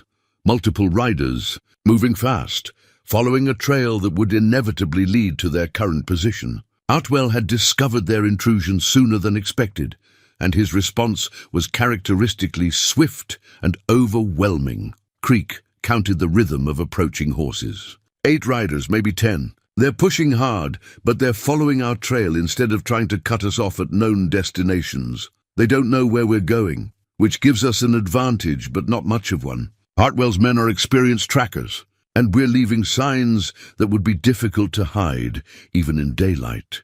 Elena looked out across the vast landscape of mesas and canyons that stretched toward the border with Mexico. Somewhere in that wilderness lay the sacred caves where Miguel had hidden his drawings and observations, evidence that could complement Morrison's ledger and provide the complete picture needed to expose the entire trafficking network. How long to reach the first cave location? Creek consulted the Apache symbols Elena had shown him, comparing them to his mental map of the territory's hidden places. 6 hours of hard riding, assuming we don't encounter any more of Hartwell's patrols. But that's the most dangerous part of this entire operation. Once we're committed to searching the caves, we'll be trapped in a limited area with only a few escape routes. Eleanor turned her mother's ring on her finger, drawing strength from the connection to generations of women who'd faced impossible choices with quiet courage. Maria Vasquez had taught her that survival wasn't just about avoiding danger, it was about choosing which. Dangers were worth facing for the sake of something larger than personal safety. Miguel risked everything to leave us this evidence, she said. The least we can do is risk everything to find it. Creek studied her face in the starlight, seeing the resolution that reminded him so much of Sarah during their final conversation before he'd left for war. Some fights chose the people who would wage them, and some people were chosen specifically because they possessed the moral clarity to see those fights through to their conclusion. Then we ride hard and pray that Miguel's trust in Apache wisdom was justified, he said, mounting his horse and checking his weapons one final time. Behind them, the sound of pursuit grew steadily louder as Hartwell's men followed their trail across the desert floor. Ahead lay the sacred caves where a dying boy had hidden evidence that could bring justice to hundreds of victims and expose corruption that reached to the highest levels of territorial government. Between them and that goal stood 40 miles of hostile territory, professional killers who'd been paid to ensure their silence, and the growing certainty that this mission would end either in complete victory or total annihilation. There would be no middle ground for compromise. Elena touched Miguel's wooden cross one final time, then spurred her horse toward the distant mesas, where truth waited to be uncovered and justice demanded to be served. The federal marshal's credentials looked perfect. Brass badge polished to a mirror shine, official papers bearing the territorial seal, even a letter of introduction from the governor's office in Santa Fe. Marshal Thomas Whitfield had arrived in Creek's hidden valley under cover of darkness, claiming to be investigating reports of corruption in Sheriff Morrison's jurisdiction. Creek studied the documents by lamplight, while Elena watched from across the cabin, her dark eyes reflecting the wariness that had kept her alive during weeks of running from men who wore badges as licenses to kill. Something about the marshal's arrival felt wrong, though Creek couldn't immediately identify what was triggering his combat instincts. "I received word of Morrison's death through official channels," Whitfield said, his voice carrying the authoritative tone of a man accustomed to being believed without question. "Also received reports that a Mexican woman with information about trafficking operations was being hunted by unknown parties. Took me some time to track you down to this location," The marshal was a tall man in his 50s, with graying hair and the kind of weathered face that suggested years of frontier service. His gun wore the smooth patina of constant use, and his movements carried the confidence of someone who'd survived numerous dangerous encounters. Everything about him suggested legitimate federal authority, but Elena had learned to distrust men who appeared exactly as they claimed to be. "How did you find us?" she asked quietly. Whitfield smiled, the expression friendly but somehow not reaching his eyes. "Miss, I've been tracking fugitives and outlaws through this territory for 15 years. A mountain man and a refugee girl leave signs that an experienced tracker can follow, even when they're trying to stay hidden." Creek returned the credentials, noting that Whitfield's fingers were soft despite his claims of frontier experience. Small detail, but one that suggested more time behind desks than in saddles. "What exactly are you investigating, Marshal?" "Reports of systematic corruption involving human trafficking, illegal detention of border crossers, and possible federal involvement in territorial crime networks."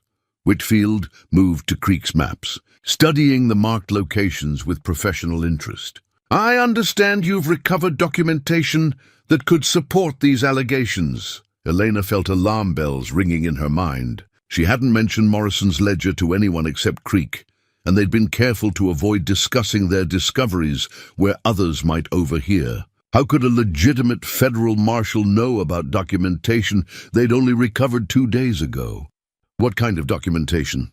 she asked, keeping her voice neutral, while her hand moved casually toward the knife Creek had given her. Whitfield's eyes flicked to her movement, and for just an instant, Eleanor saw something cold and calculating behind his friendly facade. "The usual items in cases like this: financial records, correspondence, lists of contacts. The kind of evidence that helps federal prosecutors build comprehensive cases against criminal networks." Creek felt his military instincts sharpening. Whitfield was fishing for information, describing the type of evidence any investigator would hope to find, rather than demonstrating specific knowledge of what they'd actually recovered. It was a technique Creek had seen Confederate spies use during the war, appearing helpful while actually gathering intelligence. "I'm curious, Marshal," Creek said carefully. "How exactly did federal authorities learn about Morrison's trafficking operation? These activities have been going on for years, according to what we've uncovered." Whitfield's smile became slightly strained. "Federal law enforcement receives reports from many sources, other territorial officials, concerned citizens, even reformed criminals seeking to reduce their own sentences."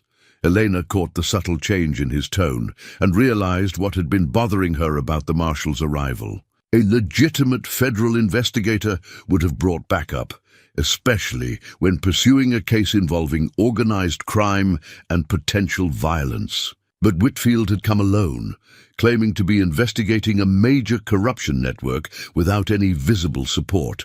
"Where's your deputy, Marshal?" she asked pointedly.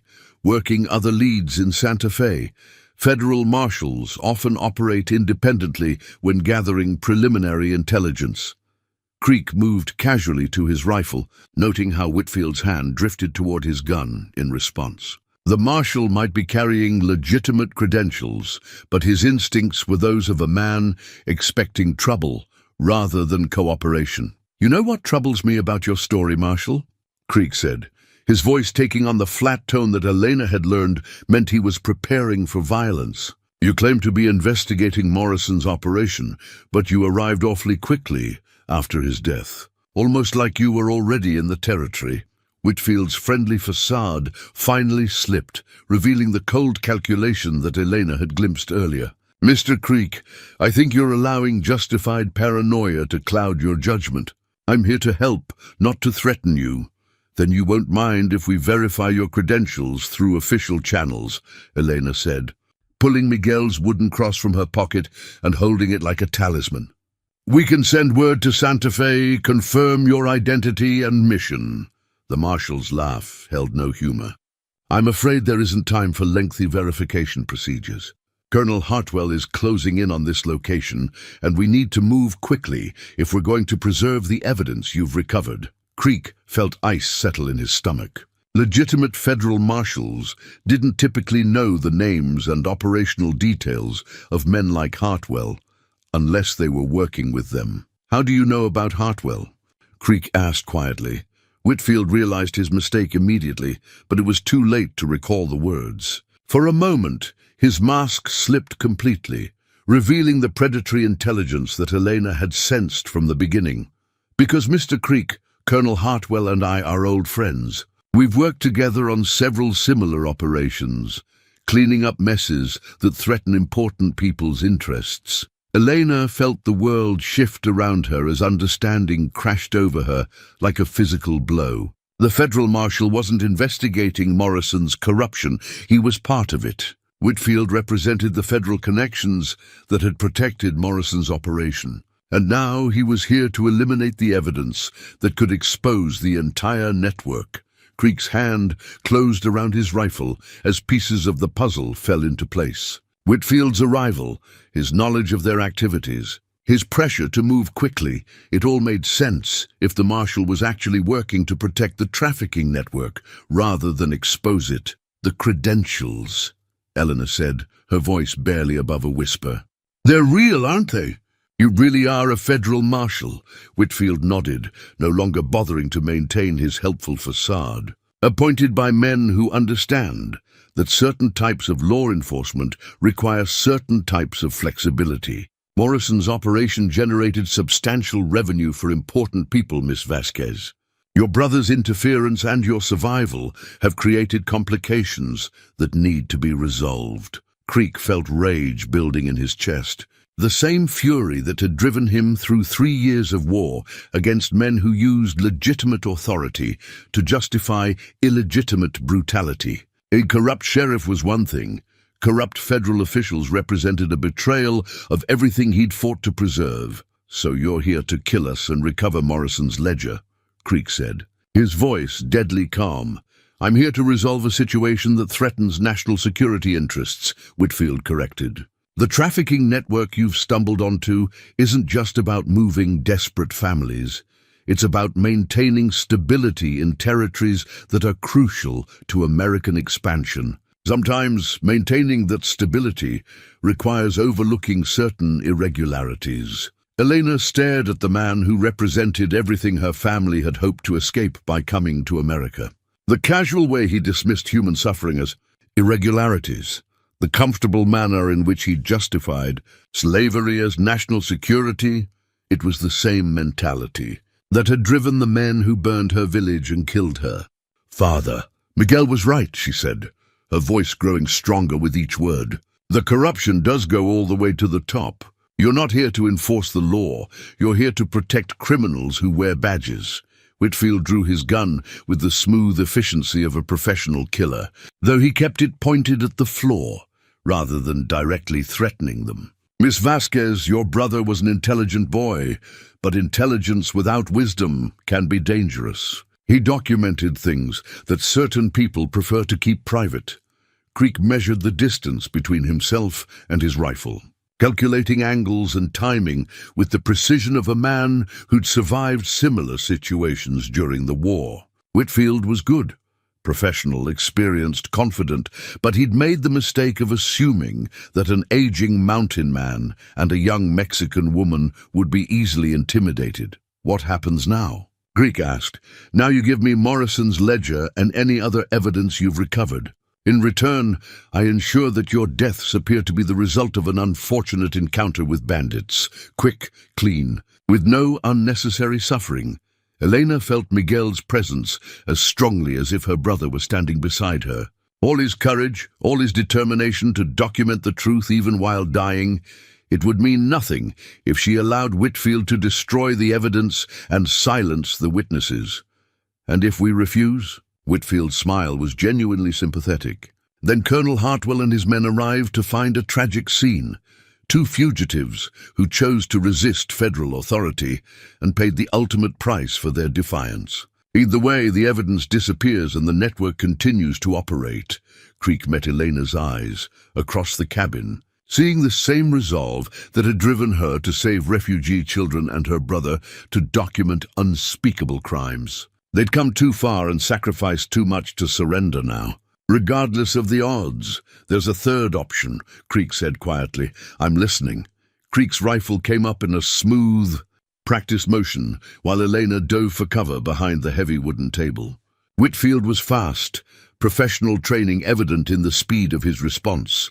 But Creek had 3 years of combat experience and 15 years of controlled anger fueling his movements. The gunfight that followed was brief and vicious. Whitfield was skilled, but he'd made the fatal mistake of underestimating opponents who had nothing left to lose and everything to fight for. When the smoke cleared, the corrupt federal marshal lay dead on the cabin floor, his perfect credentials scattered like worthless paper. Elena emerged from cover, her face pale but determined.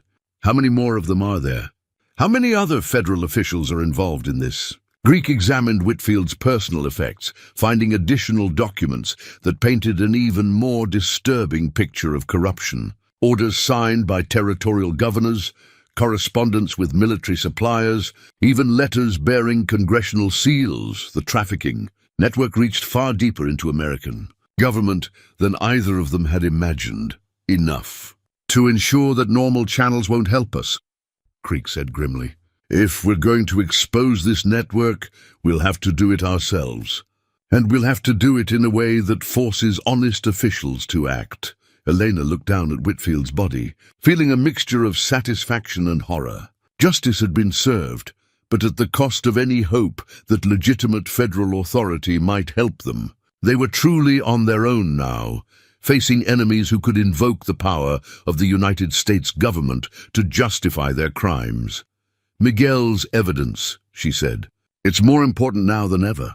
If corrupt federal marshals are part of this network, we need proof that's so overwhelming that honest officials can't ignore it. Creek nodded, already planning their next moves. Whitfield's death would bring Hartwell and his men within hours, but it would also force the network's leaders to make desperate choices. Corrupt systems could survive exposure of individual criminals, but they couldn't survive proof of systematic federal involvement. We find Miguel's caves, he said. We recover every piece of evidence he left, and then we make sure the whole world knows what we've found. Elena touched her brother's wooden cross, drawing strength from the connection to his courage and determination. Outside, the desert wind carried the sound of approaching riders, Hartwell's men, coming to finish what Whitfield had failed to complete. But now they knew the true scope of their enemy, and they knew that compromise was impossible. This had become a war between truth and power, between justice and corruption, between the America that Miguel had died believing in and the America that men like Whitfield represented. It was a war they intended to win. Creek's father's cavalry saber lay across his knees as he sat cleaning the blade with methodical precision. The weapon had belonged to 3 generations of Creek men, his great-grandfather at Valley Forge, his grandfather fighting British forces in 1812, his father leading Union cavalry at Bull Run. Each man had carried it into battle, believing he was fighting for principles that mattered more than personal survival. Now it would serve the same purpose again. Your father was a soldier too, Elena observed, watching Creek work the oil into the steel with movements that spoke of long familiarity with the ritual. Captain William Creek, Pennsylvania 3rd Cavalry, died at Sharpsburg, leading a charge against Confederate artillery. Creek held the saber up to catch the lamplight, checking the edge with professional attention. He taught me that some fights choose you, and when they do, you meet them with honor, or you live the rest of your life knowing you failed when it mattered most. Elena understood the weight of inherited responsibility. Her own family had passed down stories of ancestors who'd fought against Spanish colonizers, Mexican revolutionaries, and American expansionists, always choosing conscience over convenience, even when conscience demanded terrible sacrifices. Through the cabin's small window, the first grey light of dawn was beginning to touch the eastern mountains. They'd spent the night planning their final assault on the cave system where Miguel had hidden his evidence, knowing that success would either vindicate his courage or ensure that all of them died together in pursuit of justice. Creek stood, and strapped the saber to his belt alongside his modern weapons. The symbolic weight felt right, connecting his present fight to the long tradition of men who'd chosen principle over profit, truth over comfort. Hartwell will bring his full force once he discovers Whitfield's body, Creek said, moving to the detailed maps they'd spread across the cabin floor. 12 experienced killers, all of them Confederate veterans who've spent the last 15 years learning how to fight dirty wars for dirty causes. Elena studied the tactical markings Creek had made during their planning session. Red circles marked known approach routes. Blue squares indicated defensive positions. Black triangles showed escape paths through terrain too dangerous for mounted pursuit. It was the work of a military mind that understood how to turn disadvantage into opportunity. "You're talking about making a stand," she said. "I'm talking about choosing the battlefield. Hartwell expects us to keep running, to stay defensive while he uses superior numbers and resources to wear us down. But running only works if you have somewhere to run to." Creek traced a route through the canyon system that led to the sacred caves, his finger following paths that would be treacherous even for experienced climbers. "The Apache symbols your brother copied. They don't just indicate hiding places. They describe a fortress." Elena leaned closer, beginning to understand Creek's strategy. "The caves aren't just storage sites, they're defensible positions. Better than that. According to these markings, they're part of a network that connects through underground passages. Someone who knew the routes could move between positions without being seen, appear where enemies least expected them." Creek pulled out his signal mirror and began adjusting its angle to catch the early morning light. Outside, Tom Brennan would be watching from his distant trading post, ready to relay messages that could coordinate their final gambit against Hartwell's forces. "What are you telling him?" "That we're going to need every honest man in this territory to know what we've found, regardless of whether we survive to tell them ourselves." Creek sent a series of coded flashes toward the distant peak where Brennan maintained his observation post. "Tom has contacts among miners, ranchers, even some territorial officials who aren't part of the corruption network. If we can get them the evidence, they can finish what we started," Elena realized. The answering flashes came quickly, Brennan's response indicating understanding and agreement. "Whatever happened in the coming confrontation, the truth about Morrison's network would survive even if its discoverers didn't." Elena moved to her own preparations, checking the weapons Creek had taught her to use and reviewing the cave locations one final time. 3 weeks ago, she'd been a frightened refugee girl chained to a rock, waiting to die for the crime of seeking safety. Now she was a soldier preparing for battle in pursuit of justice for hundreds of victims. "There's something I need to tell you," she said, her voice carrying the weight of confession. "About Miguel's final instructions." Creek looked up from his equipment check, recognizing the tone that meant Elena was about to share something crucial. "Before he died, Miguel made me promise something. He said if anything happened to him, I should find someone brave enough to follow his trail to the end, even if it meant going to war against people who wore badges and claimed legal authority." Elena pulled Miguel's wooden cross from her pocket, but this time she held it differently, and Creek realized it wasn't just a memorial token. It was a key. "The cross comes apart," she said, twisting the base to reveal a hidden compartment. Inside lay a small piece of paper covered with Miguel's careful handwriting. "These are the real locations, the complete set of directions to every cache he made. Everything else, the conversations with Ayana, the Apache symbols, those were misdirection in case we were captured." Creek felt a chill of admiration for the dead boy's tactical thinking. Even while dying, Miguel had planned for contingencies, creating false trails and real ones, ensuring that only someone who truly understood his sister would be able to find his evidence. "He knew this would happen," Creek said. "He knew you'd need to find someone willing to fight this war with you." Miguel said the evidence he'd gathered was enough to bring down the entire network, but only if it reached the right people in the right way. Random accusations could be dismissed or covered up, but systematic documentation presented publicly would force honest officials to act even if it exposed their own colleagues. Creek finished. Your brother was thinking like a chess player, planning several moves ahead. Elena nodded, tears threatening as she remembered Miguel's final lucid moments. He said America was supposed to be different from the places we fled, but that the difference wasn't automatic. It had to be fought for by people who believed in what it could become, rather than accepting what it had become. Creek strapped on his weapons and gathered his field pack. The familiar weight of military equipment bringing back memories of other battles fought for similar principles. The tools were the same: rifle, sidearm, blade, tactical knowledge, but the stakes felt higher than anything he'd faced during the war. Elena, he said, turning to face her directly, what we're about to do, it's not just dangerous, it's likely suicidal. Hartwell has us outnumbered, outgunned, and he's got federal backing for whatever actions he takes. Even if we succeed in exposing the network, we might not live to see justice served. Helena met his grey eyes steadily, her dark gaze holding the same fierce determination that had sustained her through weeks of running and fighting. Miguel died believing that truth was worth more than life. I won't dishonor his memory by choosing safety over justice when the moment of decision comes.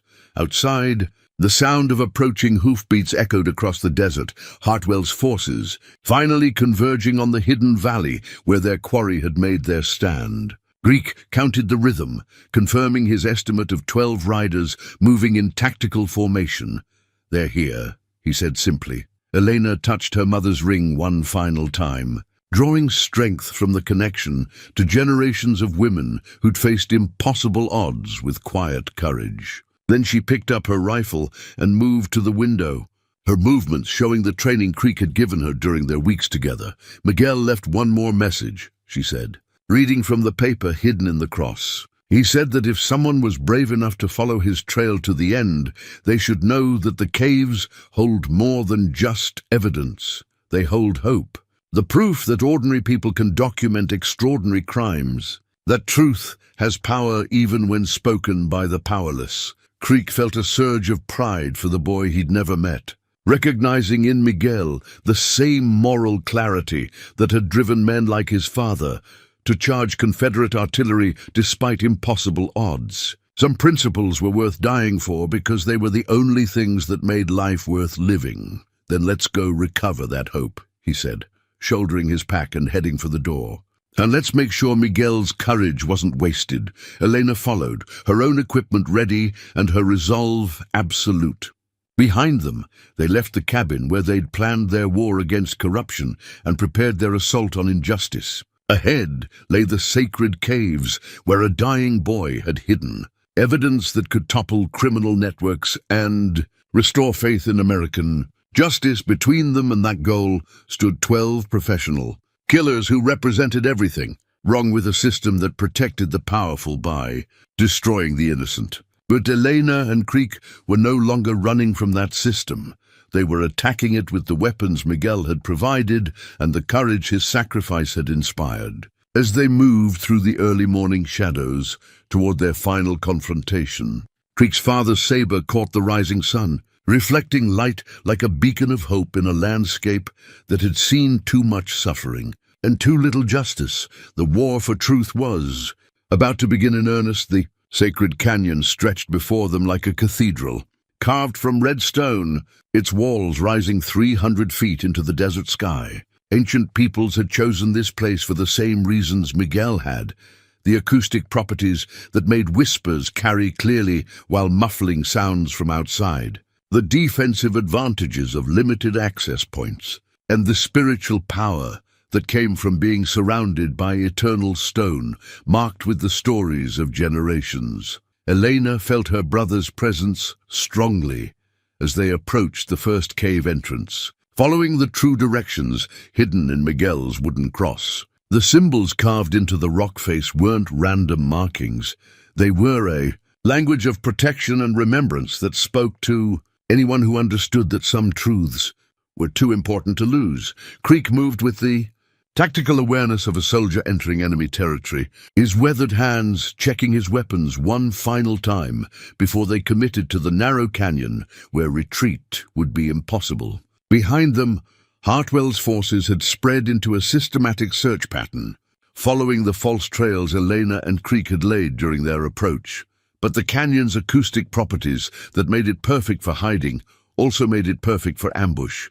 Every sound echoed and amplified, turning footsteps into thunderclaps and voices into announcements that could be heard for miles. "They're coming," Elena whispered, pointing to dust clouds rising from 3 different approach routes. Hartwell had divided his forces, sending smaller teams through multiple canyons to prevent escape while maintaining enough concentrated firepower to overwhelm any resistance.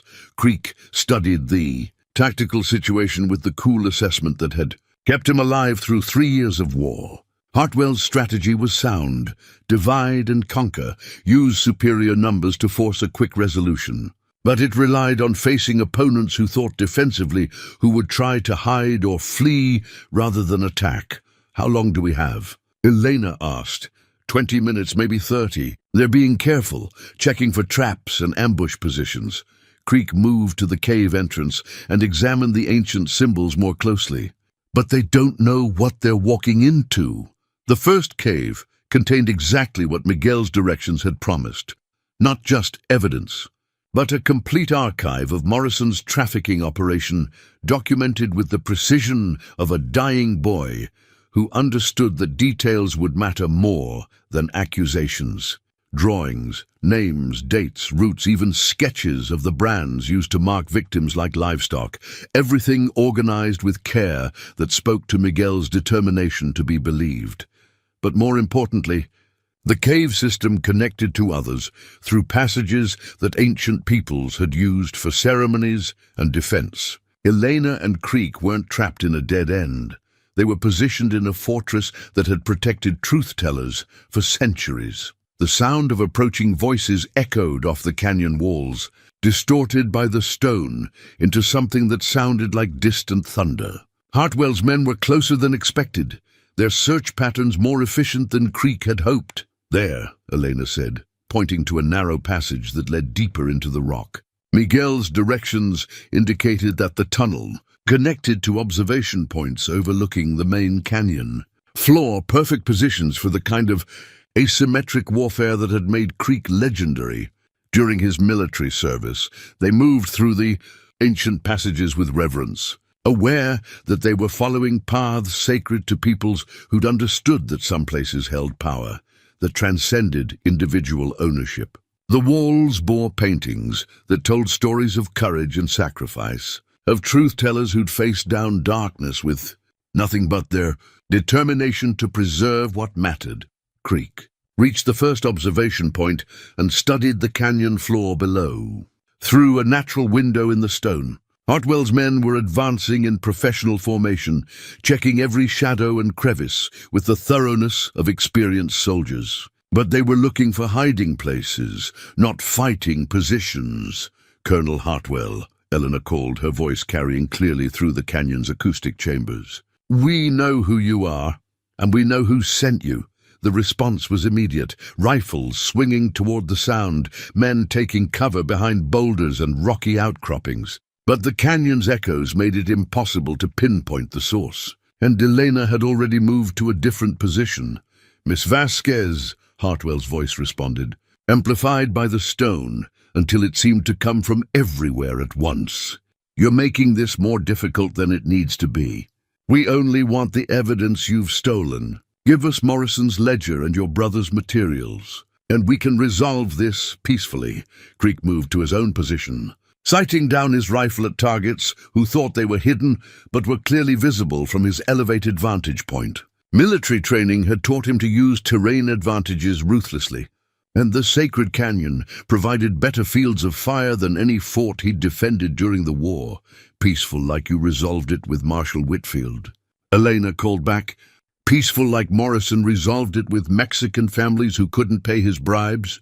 Hartwell's laugh echoed off the canyon walls, cold and without humor. "Miss Vasquez, you fundamentally misunderstand the situation. Marshal Whitfield died because he tried to reason with terrorists who'd already chosen violence over cooperation. Don't make the same mistake he did. The casual way, Hartwell dismissed Whitfield's death and Elena's potential.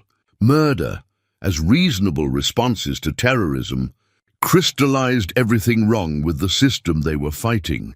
These men used badges and federal authority to legitimize brutality, wrapping their crimes in language of national security and law enforcement.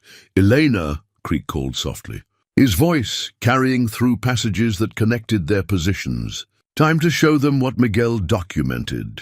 Elena began reading from her brother's careful notes, her voice carrying clearly through the canyon's acoustic chambers. Names, dates, amounts, specific details that painted a picture of systematic corruption involving territorial officials, federal marshals, and politicians whose careers would be destroyed by public exposure. Senator Patterson, $5,000 for consultation on border security policies, she read. Governor Martinez, $3,000 for territorial appointment considerations. Marshal Davidson, $2,000 for investigation delays and evidence disposal. Each name hit Hartwell's forces like a physical blow. These weren't random accusations. They were documented facts that could be verified through public records and financial investigations. Miguel had built a case that would survive in court, even if his sister didn't survive to present it. Creek watched. Hartwell's tactical formation began to falter as individual men realized they were fighting to protect corruption that reached to the highest levels of territorial government. Some of these mercenaries might be willing to kill for money, but few would want to be connected to treason when the evidence became public. Hartwell, Creek called, his voice carrying the authority of a man who'd commanded troops in battle. Your men deserve to know what they're really fighting for. Not law enforcement, conspiracy to commit treason against the United States government.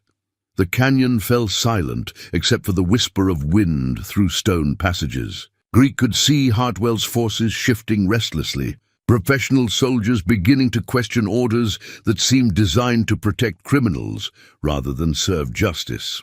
Then Hartwell's voice cut through the silence, sharp with desperation and rage. Kill them both. Whatever it takes, wherever they're hiding, burn them out if necessary. This ends now. The first shots rang out like thunder, muzzle flashes lighting the canyon walls as Hartwell's men opened fire on positions they couldn't clearly see. But Creek and Elena were already moving through the connected passages, using ancient knowledge to appear in unexpected places and disappear before return fire could find them. Creek's first shot dropped one of Hartwell's men from a position the mercenary thought was secure. His second and third found targets who'd made the mistake of assuming their elevated positions gave them safety rather than exposure. Elena's rifle barked from a different angle, her aim true despite her relatively recent training.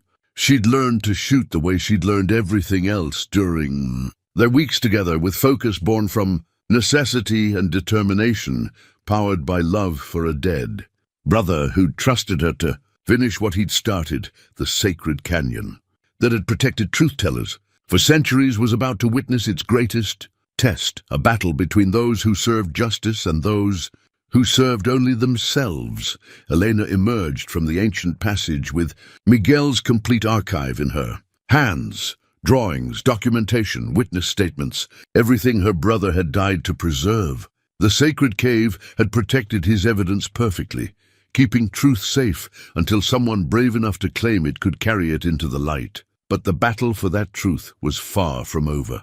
Colonel Hartwell stood 30 yards away on the canyon floor, his remaining men spread in defensive positions among the rocks. 3 of his mercenaries lay dead, victims of Creek's precision shooting and Elena's determined resistance. The others showed the nervous tension of professional soldiers who discovered they were fighting for causes they couldn't defend with honor. "Miss Vasquez," Hartwell called, his voice carrying clearly in the cathedral silence of the canyon.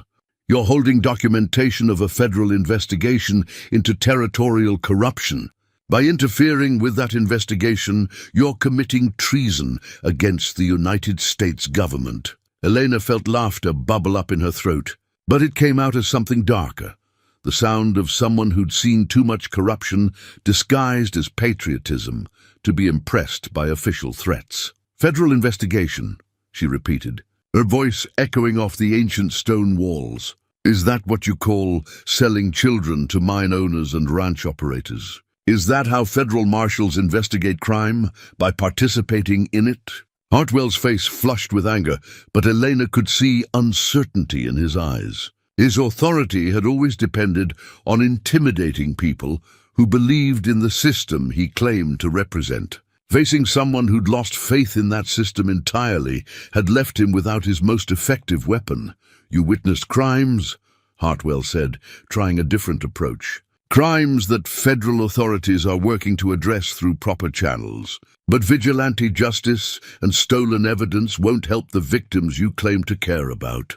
Elena looked down at Miguel's carefully preserved drawings, faces of children they'd tried to save, sketches of wagons loaded with human cargo, maps showing routes that Morrison's network had used to transport victims across territorial boundaries. Her brother had documented everything with the precision of someone who understood that details would matter more than accusations. "Miguel didn't steal evidence," she said, her voice growing stronger with each word. "He created it. He was the witness, the investigator, the one who cared enough to document what everyone else ignored." Creek's voice echoed from somewhere in the canyon heights, though his position remained invisible to Hartwell's men. "Colonel, your federal authority extends to investigating crimes, not committing them. Everything in Miguel's archive documents federal officials participating in human trafficking operations." "Creek," Hartwell responded, scanning the canyon walls for signs of the mountain man's location. "You're a decorated veteran. You understand the importance of supporting legitimate authority, even when individual cases seem questionable." Elena heard something in Hartwell's tone that reminded her of Morrison's casual dismissal of human suffering as necessary for larger purposes. Men like Hartwell had learned to use patriotism and duty as shields for brutality, wrapping their crimes in language that made resistance seem unpatriotic. "Miguel believed in legitimate authority," she said, pulling out one of her brother's most damning drawings, a detailed sketch of Morrison meeting with uniformed federal marshals to discuss pricing for different categories of victims. "That's why he documented the difference between what authority claimed to be and what it actually was." Hartwell studied the drawing, his face revealing recognition of the figures Miguel had captured so precisely. These weren't generic accusations. They were specific, verifiable documentation of federal officials participating in criminal enterprises. "Where's the rest of it?" Hartwell demanded. "Morrison's ledger, financial records, correspondence with territorial officials, everything you stole from his office." Elena smiled, understanding that Hartwell's desperation came from knowing exactly how much evidence existed and how damaging it would be if it reached honest authorities. "You mean the documentation that's already been copied and distributed to newspaper editors in 3 territories?" The lie came smoothly, but Hartwell's reaction suggested it might become truth sooner than expected. His face went pale, and she could see him calculating the political and legal consequences of widespread exposure. "You're bluffing. Tom Brennan's trading post has signal mirror communication with settlements throughout this territory." Greek's voice added from the canyon heights. "Messages travel faster than riders when people know how to use them." Eleanor watched Hartwell's remaining men exchange glances. Professional soldiers beginning to understand that they'd become liabilities to the very people who'd hired them. Men involved in treason rarely left witnesses alive, even witnesses who'd been working on their behalf. "Colonel," one of the mercenaries called. "Maybe we should consider." Hartwell's pistol shot cut off the suggestion, dropping the man who dared to question orders. The remaining mercenaries took cover immediately, but Elena could see them eyeing their leader with new wariness. "Anyone else have suggestions about how to handle this situation?" Hartwell asked, his voice carrying the cold authority of a man who'd maintained control through calculated brutality. Elena felt Miguel's presence strongly as she stepped into full view on the canyon floor. no longer hiding behind rocks or seeking protection in the ancient passages. Her brother had faced death with courage because he'd believed truth was worth more than life.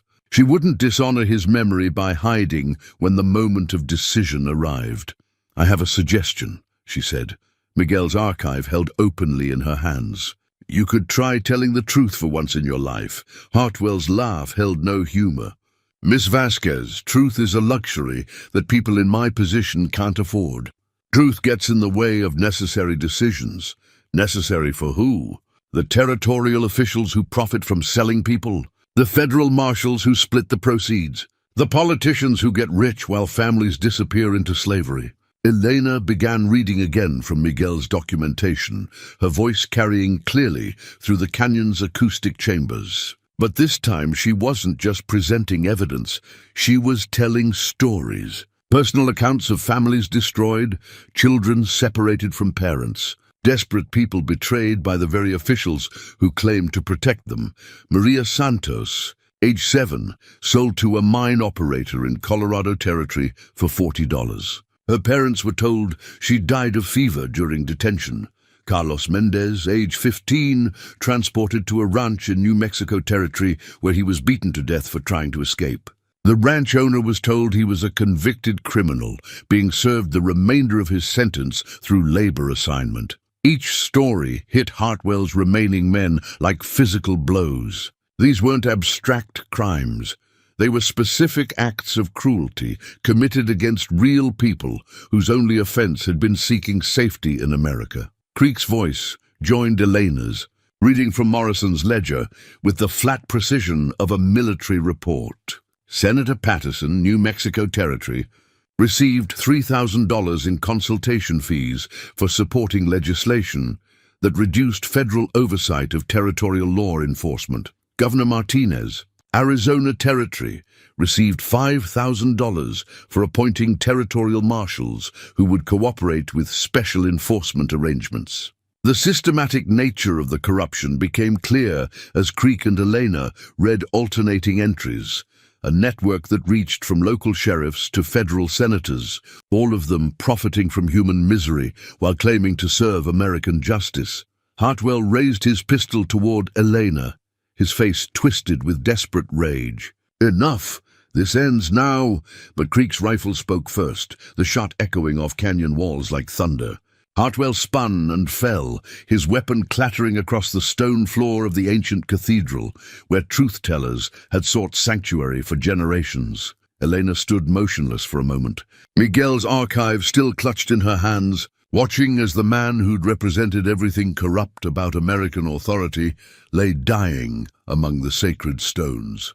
She felt no satisfaction in his death, only the hollow completion of a task that had demanded too much from too many people. The remaining mercenaries lowered their weapons, the fight gone out of them with their leader's fall. Professional soldiers recognized defeat when they saw it, and they also recognized that continuing to fight would only make them accessories to crimes they'd never fully understood. "Miss," one of them called. A grizzled sergeant who'd clearly seen too many wars, fought for questionable causes. "We surrender." "This wasn't what we signed up for." Elena studied their faces, seeing confusion and shame rather than hostility. These men had been told they were hunting terrorists and fugitives, not fighting to protect a network that sold children into slavery. "What were you told about this mission?" she asked. The sergeant looked uncomfortable but answered honestly. "Federal marshals tracking dangerous fugitives who'd killed law enforcement officers and stolen evidence from a federal investigation. We were told you were Mexican revolutionaries trying to destabilize territorial governments." Elena felt a surge of understanding. Hartwell's men hadn't been fighting to protect corruption. They'd been fighting because they'd been lied to, manipulated into serving causes they would never have supported if they'd known the truth. "Sergeant," Creek's voice called from the canyon heights, "your Colonel Hartwell was part of a network that trafficked Mexican families like livestock. The evidence Miss Vasquez carries documents federal officials selling children to mine owners and ranch operators." The sergeant's face went pale as understanding crashed over him. Jesus, we've been hunting the witnesses, not the criminals. Elena moved closer, letting the mercenaries see Miguel's drawings and documentation clearly. The evidence was overwhelming. Detailed sketches of trafficking operations, careful documentation of official corruption, witness statements from families whose children had disappeared into Hartwell's network. My brother Miguel documented everything because he believed Americans would care about justice if they knew the truth. He died trying to preserve evidence that could save other families from what happened to us. The sergeant studied Miguel's drawings with growing horror, recognizing the systematic nature of the crimes they revealed. How many children? Hundreds. Over the years, Morrison's network operated. Maybe thousands when you count all the territories involved. Elena's voice carried the weight of accumulated grief. Every family that crossed the border, desperate enough to risk everything for their children's safety. One of the younger mercenaries stepped forward, his face showing the same sick understanding that had overcome his sergeant. Ma'am, if we'd known, you'd have done what? Refused the mission? Reported Hartwell to federal authorities who were part of the network. Elena's tone wasn't accusatory. She was genuinely curious about how good men became complicit in evil systems. We'd have found a way to do the right thing, the sergeant said firmly. Soldiers have a duty to refuse illegal orders, even from federal authorities. Creek emerged from the canyon passages, his rifle still ready but no longer threatening. He studied the mercenaries with the tactical assessment of a man who'd learned to distinguish between enemies and misguided allies. Sergeant, you and your men have a choice now, Creek said.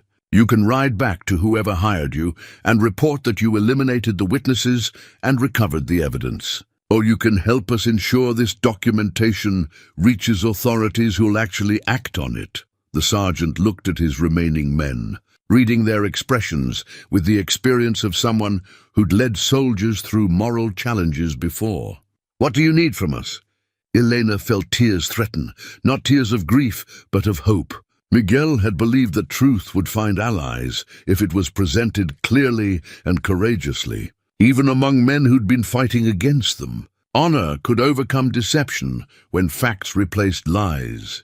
Help us get this evidence to newspaper editors, territorial judges, federal investigators who aren't part of the corruption network, Elena said. Miguel died believing that Americans would demand justice if they knew what was being done in their name. The sergeant nodded slowly. Ma'am, I've got contacts throughout the territorial government. Honest men who joined federal service to serve their country, not line their pockets. They'll want to see this documentation. Creek studied the tactical situation with satisfaction. Hartwell's death and the conversion of his mercenaries had transformed their desperate last stand into a victory that could accomplish Miguel's original goal, exposing corruption so systematically that honest officials would be forced to act. There's more, Elena said, pulling additional documents from Miguel's archive. Names, locations, financial records, everything needed to trace this network back to its sources and forward to its customers. She handed the sergeant one of Miguel's most detailed drawings, a map showing trafficking routes that connected multiple territories, with notations indicating which officials had been bribed to allow safe passage through their jurisdictions. This isn't just about Arizona territory, the sergeant realized. This network spans half the American West, which means closing it down will require federal action on a scale that local authorities can't ignore or cover up, Creek added. Miguel's evidence isn't just documentation of crimes, it's proof of conspiracy that reaches to the highest levels of territorial government. Elena looked around the sacred canyon where her brother's courage had finally found the allies it deserved. Ancient stone walls bore the paintings of other truth-tellers who'd preserved important knowledge for future generations. Miguel's archive would join that tradition, evidence preserved not in stone, but in the hearts and minds of people who understood that some truths were too important to let die. Miguel always said that America was supposed to be different, she said softly. Not perfect, but willing to face its imperfections and do better. He died believing that truth had power here, even when spoken by powerless people. The sergeant carefully folded Miguel's map and tucked it inside his shirt. "Miss, your brother was right. But truth needs allies to turn it into justice. You've got them now." As the sun reached its zenith above the sacred canyon, Elena felt Miguel's presence one final time.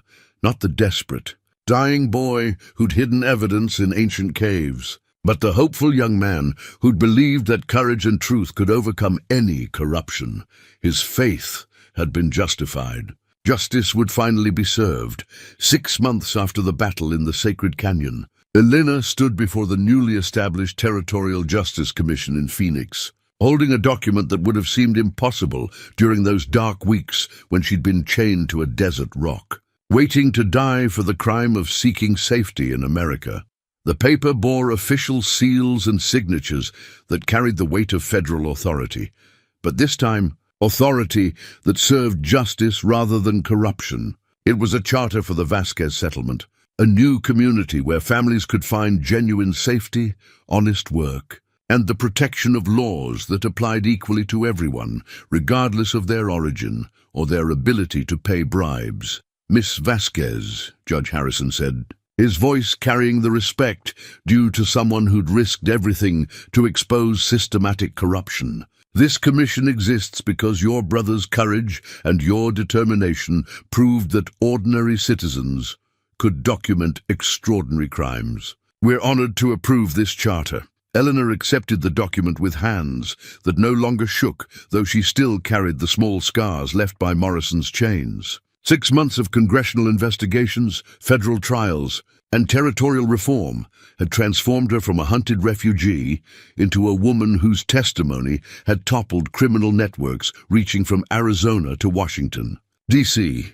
But the victory had come at a price that still ached in quiet moments. Creek stood beside her, his weathered face showing the contentment of a man who'd finally found worthy use for skills he'd hoped never to need again. His shoulder bore fresh scars from their final battle, but his grey eyes held peace rather than the haunted shadows that had driven him into 15 years of mountain solitude. "Samuel," Elena said softly, using his given name, as she'd learned to do during the months they'd spent testifying before various federal commissions. "Miguel would be proud to see this," Creek nodded, thinking of the boy he'd never met, but whose courage had changed both their lives in ways that still amazed him. Miguel's archive had become the foundation for the largest federal investigation of territorial corruption in American history, leading to the arrest of 12 federal marshals, 6 territorial governors,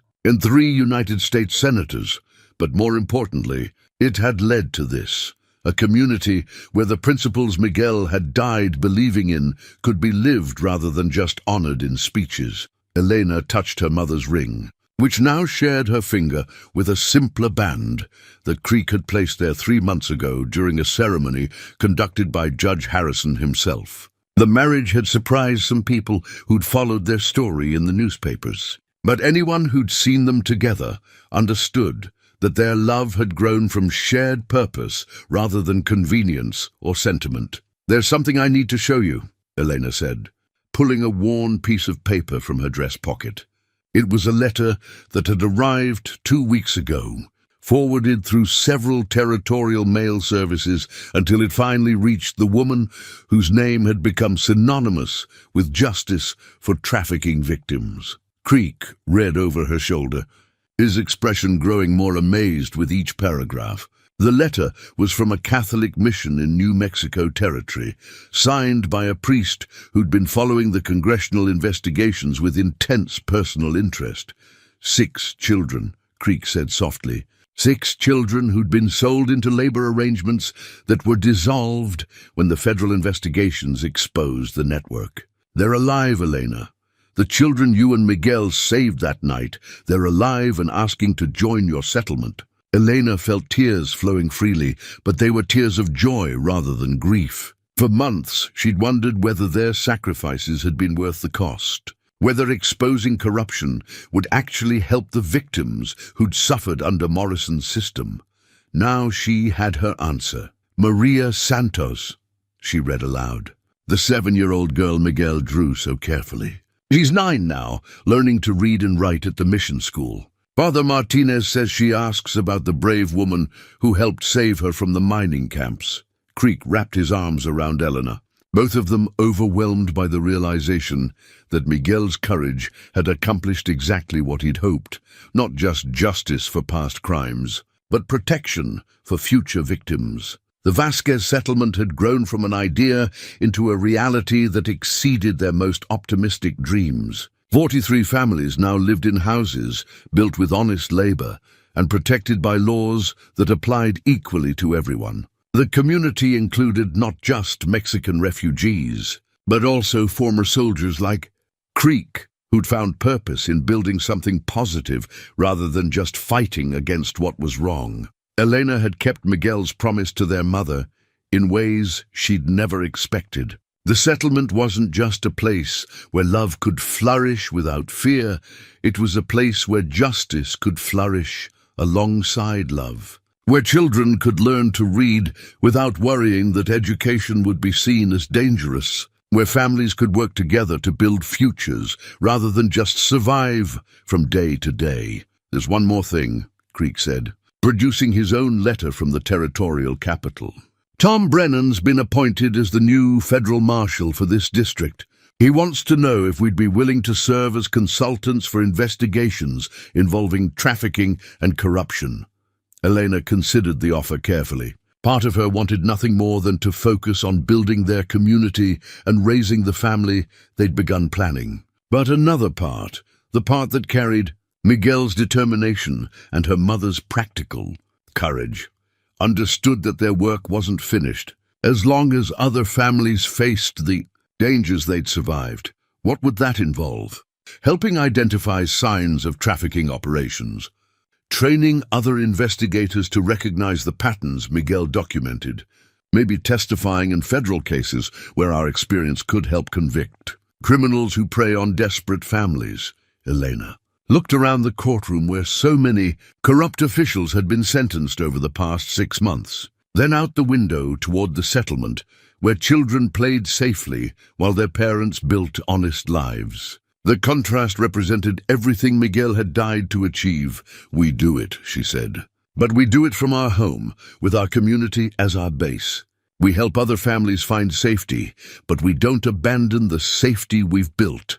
Creek smiled, recognizing the wisdom that had kept Elena alive through all their battles. She understood that serving justice and building happiness weren't contradictory goals. They were complementary aspects of the same larger purpose. That evening, as they rode back toward the settlement through desert landscape that no longer seemed hostile, Elena pulled Miguel's wooden cross from her pocket one final time. The crude carving had been her talisman through months of fear and fighting. But tonight it felt different, not a memorial to loss, but a symbol of victory earned through courage. "Thank you, Miguel," she whispered, holding the cross up to catch the last rays of sunset. "Thank you for believing that truth was worth more than life, and for trusting me to prove you were right." Creek reached over and squeezed her hand, understanding that some conversations were meant to be private, even when love was shared completely. His own father's cavalry saber hung in their home now,